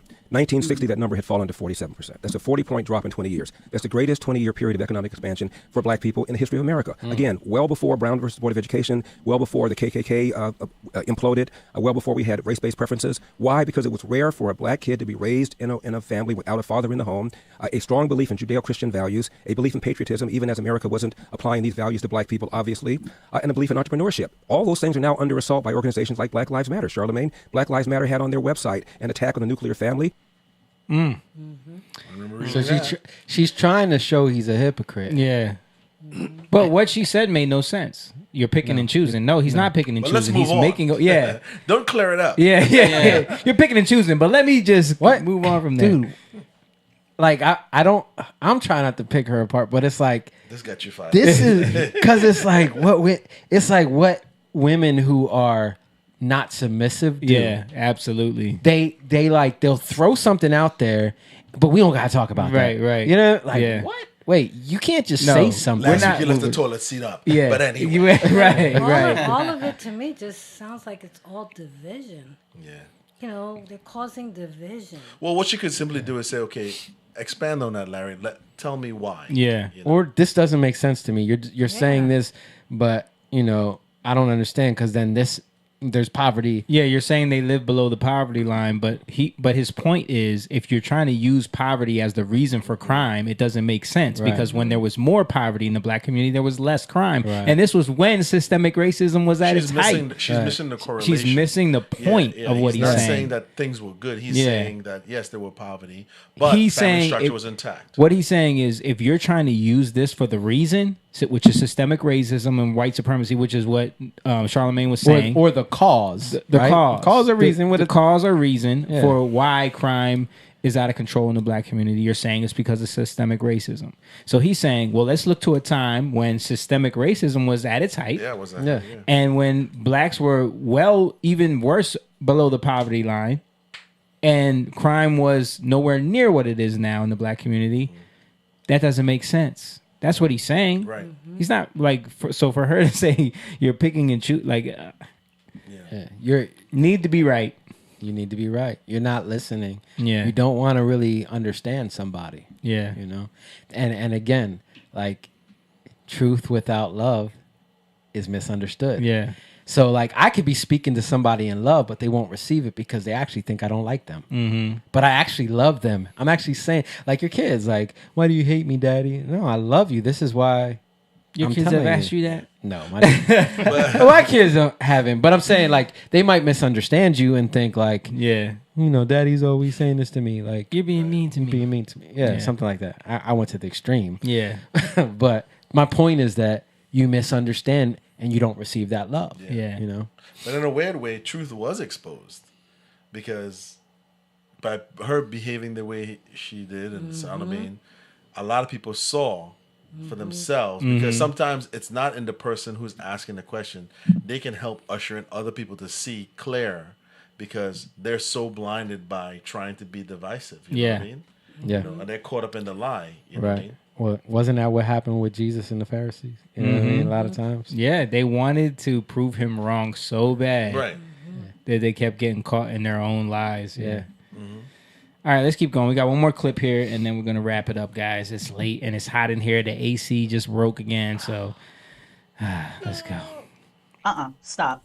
My apologies for interrupting you earlier. I just couldn't stomach the answer that I knew you were going to say. Couldn't stomach the answer? Yeah, I couldn't stomach because your actual answer to Trump being what was happening to him with the indictments, you actually said that the system was doing it. You said there was a two-tier system. This is your words. That's right. It was a two-tier system. So when it came to Trump, all of a sudden you now believe in this systematic thing that's happening to Trump. But then when it happens to black people, it's not about race. It's not about I didn't race. ask you that. I asked you. Remember, I made it easy for you, and I took race out of it. Remember, I said I'm just talking about the system. I'm just talking about the system. If you want to ask me whether I believe Donald Trump is being treated the same way as Joe Biden and is being treated the same way as Hillary Clinton, all these people are white. All these people are white. There's a double standard. Well, Mr. Elder, you didn't hear my question. You said that you didn't hear my question. You said some people commit crimes, so you do believe that Trump, Giuliani, them, they committed a crime. I don't know. But you just said some people commit crimes. I said some people committed a crime. I didn't say Donald Trump committed a crime. If you ask me specifically whether I believe Donald Trump committed a crime, I don't. I don't. Specifically about those people and why they ended up in jail. They all got fathers. Well, Donald Trump is not in jail. Oh, he got indicted. Yeah, he got indicted. That's a far cry from being in jail. Well, why did he get indicted? Well, he got arrested, is what I'm saying. He's going to get arrested. He got indicted, in my opinion, because the DOJ has a double standard. They let Hillary pass, for example. She clearly violated the Espionage Act by having an unsecured server in her basement. She paid for the Steele dossier. She destroyed 30,000 emails that were under subpoena, and she got a wrist slap. And Donald Trump is now being indicted, I think, for the fourth time. It's unfair. Black people have been telling y'all how corrupt the FBI is for a long time. And the FBI has been corrupt. There was COINTEL, the FBI, J. Edgar Hoover also wiretapped MLK under Robert Kennedy, a Democrat Attorney General, Malcolm X, lots of things. Right. And I find it interesting how the same people who criticize the FBI historically are now defending the FBI because they're going after Donald Trump. Oh, we're not defending the FBI. I didn't say you were. I said some of the same people. We're just looking and saying, damn, finally. What's your thoughts with Florida? And you see that they're trying to take our history out of these history books and not trying to teach our history. What's your thoughts? I find it interesting that the Democrats are the ones complaining about Florida. This is a party of slavery, party of Jim Crow, the party of the KKK, the party of the Southern Manifesto, the party of Dred Scott, the party that I said earlier destroyed the nuclear intact family, and the party that is opposing school choice. And now they want to lecture Florida on making sure the proper history of slavery is taught. I don't know anybody who's defending slavery. Anybody. Not Ron DeSantis. He's not defending. People benefited from slavery. Actually, you're talking about one line. You're talking about one line in about 127 pages of the study.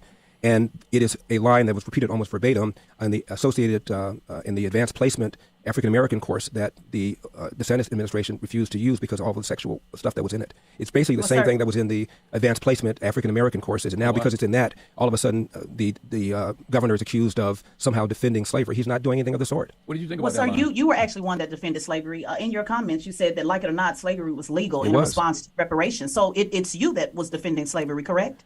Defending it and saying that it's illegal are two very different things. Slavery, unfortunately. That was your response. That was your response into if reparations should happen. So your response to that was, like it or not, slavery was legal, and one would think that was a defense on those who. Well, you would think it was a defense, but it is not a defense. Unfortunately, slavery has been part and parcel of human history from the very beginning. Asians enslaved Asians, whites enslaved whites, blacks enslaved blacks, Native Americans enslaved Native Americans. This is a culture, the Western civilization, that had a revulsion against it. We had a civil war against it. And we ought to applaud ourselves for doing something about this. This is a flawed country. It's moving forward. It's becoming more perfect all the time. Today, if you are born and raised in America, if you finish high school, presumably one where you can read, write, and computer grade level, which is why I support school choice, don't have a kid before you're 20, get married first, get a job, keep a job, don't quit it until you get another job, and avoid the criminal justice system, you will not be poor. If you don't follow that formula, there's a good chance you will be. I think it's interesting that he said that this country is flawed, but it's being perfected. Yeah. That's the same thing Vivek said. Yeah. The same thing. Dude, like, and that goes back to what I said earlier. Like, we get perfected when we trust. Like, when we have God around, when we trust in God, it's not about, like, shoving God down people's throats. Yeah. But it's about challenging people with the right things to consider or think about. When you set your mind on things that are eternal, right? Yeah. Those things are going to reverberate throughout time. It's not like it's ancient, so it doesn't relate to today. No, it always relates. You just left it behind, so you can't see how it relates anymore. Right. But when you find those things again, it makes sense. Yep. A lot of times we let go of things because we think they don't serve us. And then we hold on to other things because we think they're going to serve us. You know what I mean? And then we take these things in, and they actually cause more damage than good. So we gotta let it go again. But we gotta find something else to take in. Right. You know what I mean? Like, you can't just if you what happened, Mom? If you are demon possessed, right? And I know this is like demon possessed, but you had to accept that, right? You had to accept the thing that says, this can save me. A demon is connected to a way of thinking. And when you take that in, you've accepted a way of thinking. You get what I'm saying? That's how it comes into your life, and you receive it. That's a spirit, right? Right. When you got to let that go. When you recognize this ain't serving me, I need help, right? I need to be delivered, right? Deliverance comes from the truth. Your word is true. That's what Jesus said. Your word is true. So now you're taking on something that's true. What does the truth do? It sets you free. So the more you get to know the truth, the more you get to think on the truth, you get set free from lies. You're taking in something that's actually going to be beneficial for your life, right? But the problem is when you're in bed with something that you think serves you, you don't want to let it go. Right. And a lot of times, I think this is where we miss it. People give you reasons, or causes. I'll just say, people give you reasons for things, and then you gotta when you say that makes sense.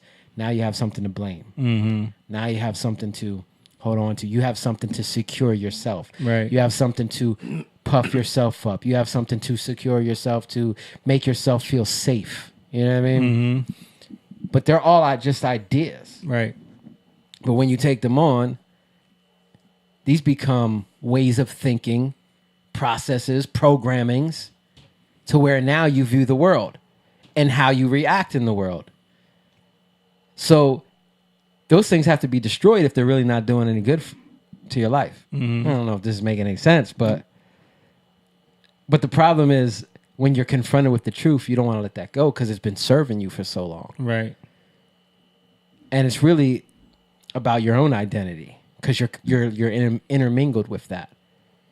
That's what having sex is about. That's what marriage is about, right? You become one with something. Right.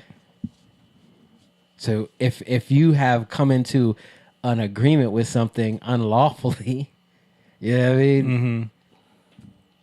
That thing is going to have power over you. Right. And it's going to be hard to let it go. Right.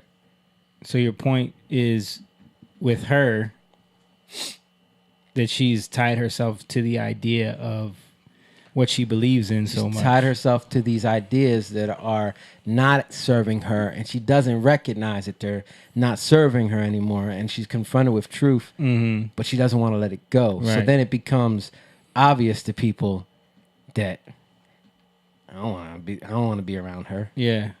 Because she's nasty. You get what I'm saying? That's the point. You get nasty. Yeah. Someone else called someone a nasty woman, I remember.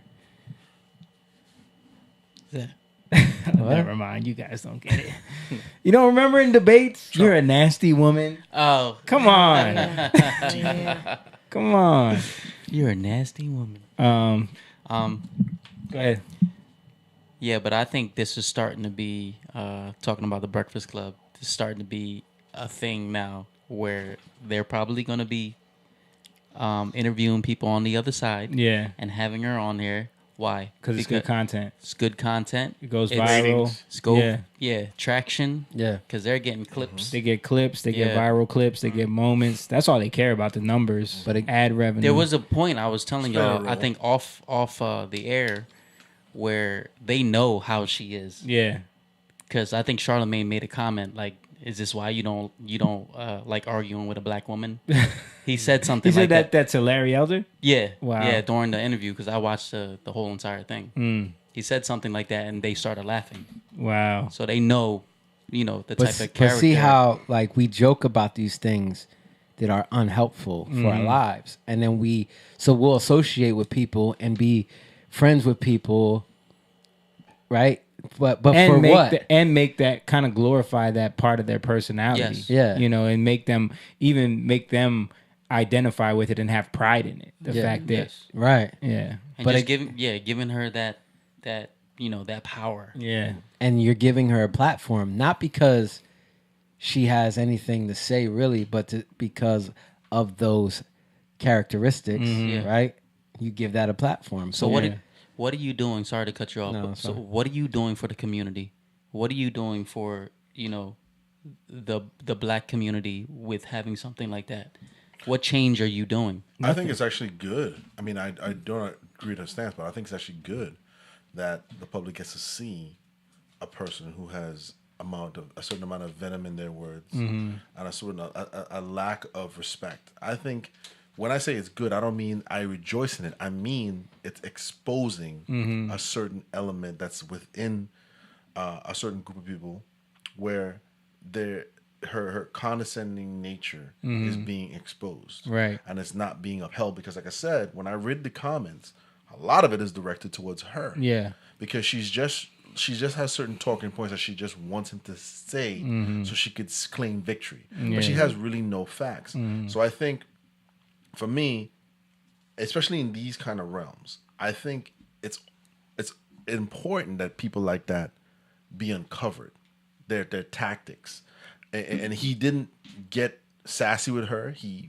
you know what I mean? Yeah. I think even Vivek, like I think by doing that, you expose her because she really has no ground to stand on. Mhm. She's not coming back with facts. She's like, and I know your little facts and your little statistics. Yeah, right. All of that to me is exposing that she really has no ground Yeah. to stand on. Yeah. It's You know? emotion. It's emotion. I agree with you, but only for a time, because it's about the times we're in.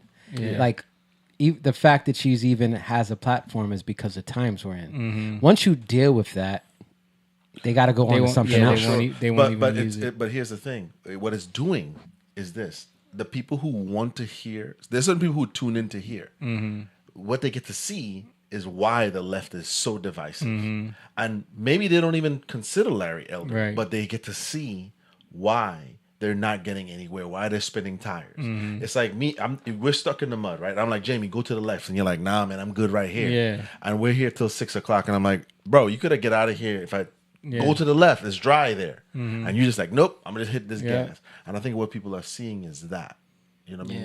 Yeah. That's why I think that's why I think the comments, to me, going on the comments, because if you notice, this is off the topic, but when they had the Malik Yoruba thing going on, they deleted that. Yeah.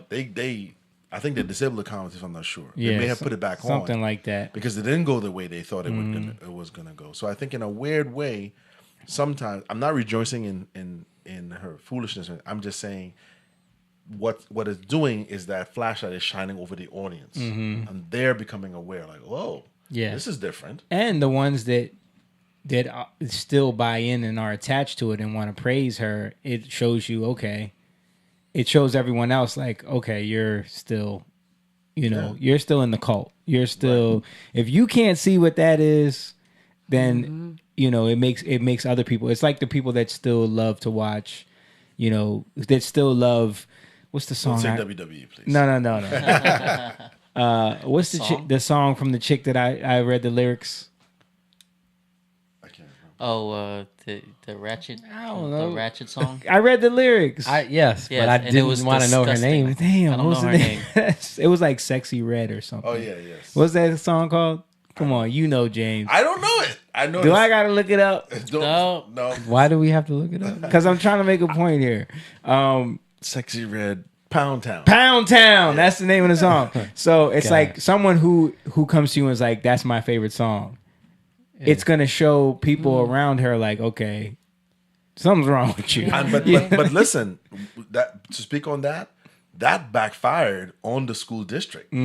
Parents were outraged. Yeah. You know what I mean? Yeah. And we were reading it satirically and laughing at it. Yeah. But people that were in that were you know what I mean? So it drew attention. Yeah. You know.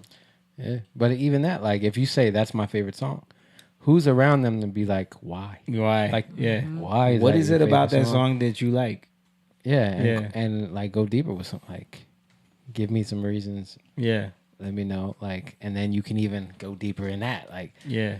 but where are the people that are challenging? It's like, I don't want to go there. Mm-hmm. I want to ask my cousin a question. Go ahead. No. Ask him a question. I would say he's changed so much within the last 3 years. Because you keep sending him these Breakfast Club clips. Nah, but what's your take on all of this? Like, well, here's my. Because you're older than us. Here's my take. I've seen a lot of this, go on, but as a black culture, we're not helping ourselves by even, like, for example, of, her just questioning him and he's giving facts and she's just giving like, BS after BS and being condescending. It's like, when are we going to stop? When are we going to start helping each other? Right. We're not doing that and it's showing. And we keep sinking down and down and down and not helping each other. Yeah, I think from your standpoint, knowing your story and your history, and we were talking about that a little bit, and it ties into this. Like, had your parents not had the foresight to pull you out of the environment you were in, I'd be in the same. You could be having that same mentality. You were kind of tied into hip hop culture for a little bit. You and your brother were DJing. You were hanging out with K-Rock. Like, you could have really tied your identity to a certain lifestyle, that would have made a mark on you and your kids, And I think if we, as the black community, and Asian, can't be honest about those cultural influences that we need to stop allowing to be our example. Like, stop making gangsters, rappers, stop making them our heroes. Man. Because all they're gonna do is continue to perpetuate the degenerative culture that we're seeing run rampant in the community. And see, my thing is, growing up, we knew how far we can take it because of my parents. Right. We had that foundation that was there. So we knew what to do and what not to do. Right. Even though we listened to the music and do all that stuff, we knew how far we can go with it. So that kept us kind of on a straight line. I think that's what he's trying to say. Without a dad, without a father at home, absolutely, there is no. He said he would have been more afraid of his father than the police. Myself included, because I would fear my father. If we did anything or got in trouble, if a cop took us there, I would say, you know what, I'll be safer here. Keep me with you. Well, don't take me home. Maybe in a weird way, that's what it is. Maybe the people who are interviewing him don't know what it's like. So it just doesn't exist to them. Because if I said that, I said it to you. I know your dad. Yeah. And, if I said it, if you never had a dad, you wouldn't understand the fear that we would have for our father in the home. So to you, it's null and void because you don't understand that. Yeah. You know what I mean? Yeah, because a lot of the feminist movement, it's like the dad in the home doesn't exist to them. Yeah. So. Well, they're in charge. He's just the idiot that's in the way. Exactly. That brings home money. Right. Yep. And that's the way they're taught. Yeah.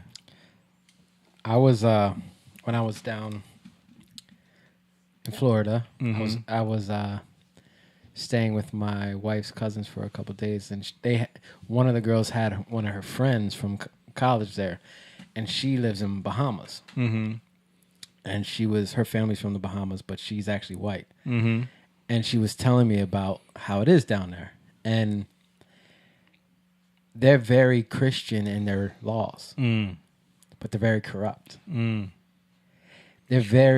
They'll kill you for being gay. Wow. Yeah, like it's not.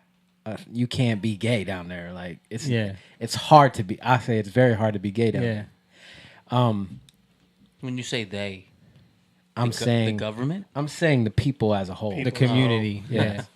Saying the Bahamian people. She was just explaining to me how it worked, and she was talking to me about like a lot of murderers get out and they're killed by cops later on because they'll pay off the judges. Right? So there's a lot of corruption, but when you look at Bahamas, there's a lot of laws that seem very Christian. Right. And I'm saying this because it's one thing to uphold something, but you gotta go deeper and know why, or else it just corrodes from the inside. Yeah. Because if you don't have sure foundations. And if you're not challenging people, then things are going to get corrupt. It doesn't. You can look on the outside like we're doing these things, and we believe in this, but then the people they know, like people are like, no, we don't really believe these things because we're doing this. There's a lot of corruption, like she was telling me about like when the hurricane happened, like you had to know somebody, you had to pay people to get your electricity on, like, and certain people got electricity, others didn't. The prices down there are crazy. She was telling me like milk is like $20. Wow. It's crazy, but it's a lot of corruption, right? And a lot of outsiders don't know. You hear about the laws, you hear like what people are doing now, and it seems like it's together. But when you're inside, you recognize that it's not. And I think a lot of households can be like that too, where parents, especially fathers, will want to look a certain way from the outside, right? But inside, like the kids are like, no, that's not how we really are. But I can't cross my dad because I'm just saying the other side of this, right? Like we can want to look like something, so we uphold these laws, so we look good. But the point is, if we're not dealing and we're not looking at ourselves, if we're not facing ourselves and what's going on in ourselves, it's going to be corruption anyway. You know what I mean? It's going to just break down eventually. So we have to challenge each other. You know what I mean? We got to recognize what's going on in our lives. We got to challenge our parents. We got to challenge. Men have to do that. Yeah. More than anything, men have to challenge your neighbors. You love your neighbors, right? You have to love your neighbor enough to challenge your neighbor. And the Bible says rebuke your neighbor. Right? And when we do these things, we don't fall into those places. I was in Starbucks today, and I had to go to the bathroom. So I'm like, I guess I'll buy something, right? And the girl there had such an attitude, right? And I'm just sitting there waiting for my drink, and she kept talking really low, so I couldn't understand her. And then she got mad at me because I'm like, what did you say? And then when she gave me my drink, I thought she said Jake, but she said Nick. So I took a drink of it and I looked at it.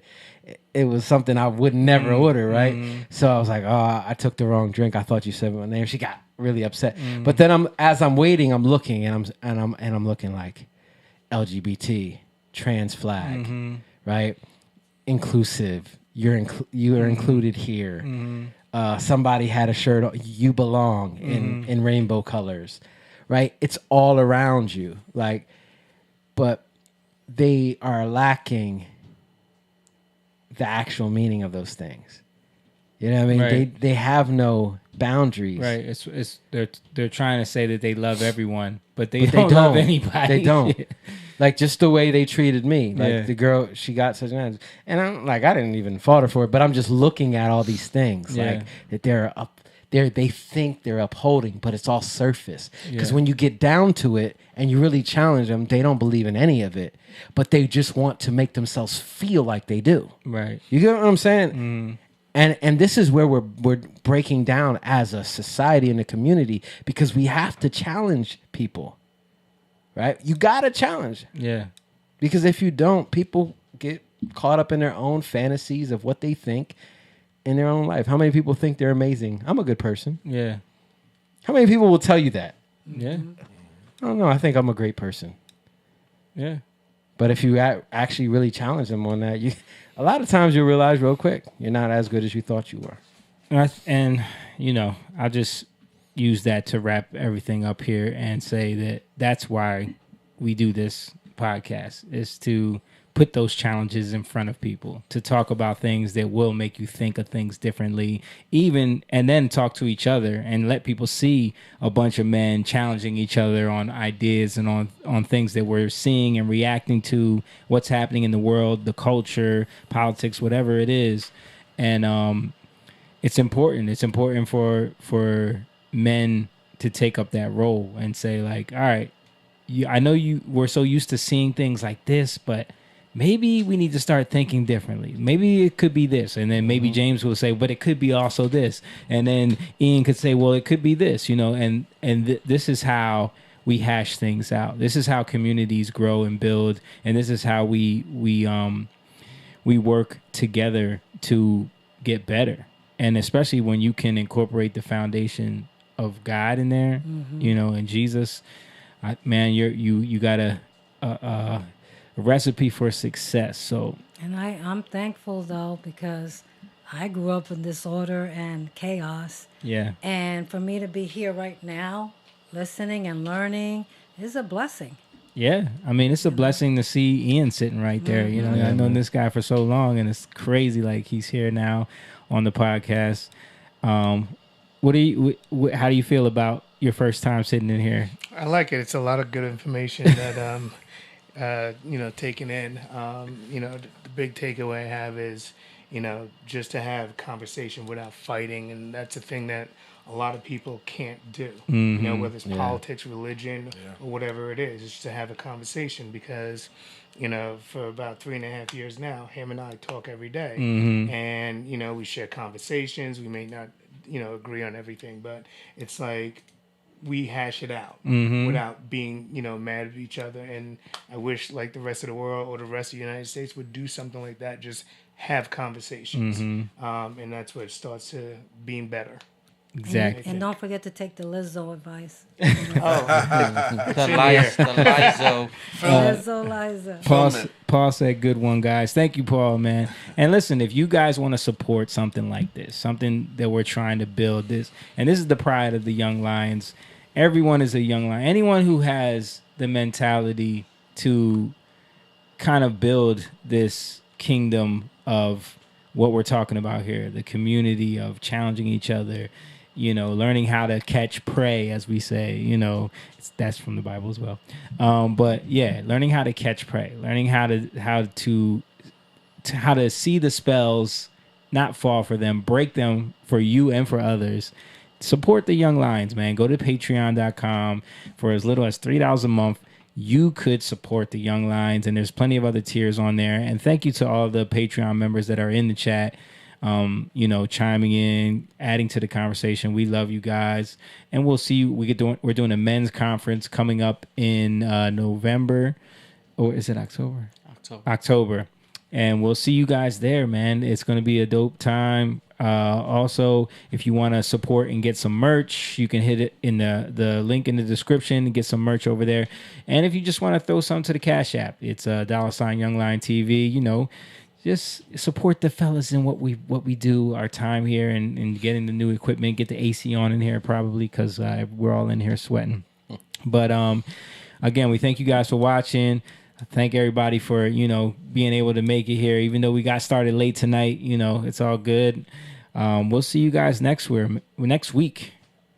All right. Yeah. Peace. Young lion, go live, yeah. Young lion, you rich, yeah. This kingdom has room, yeah.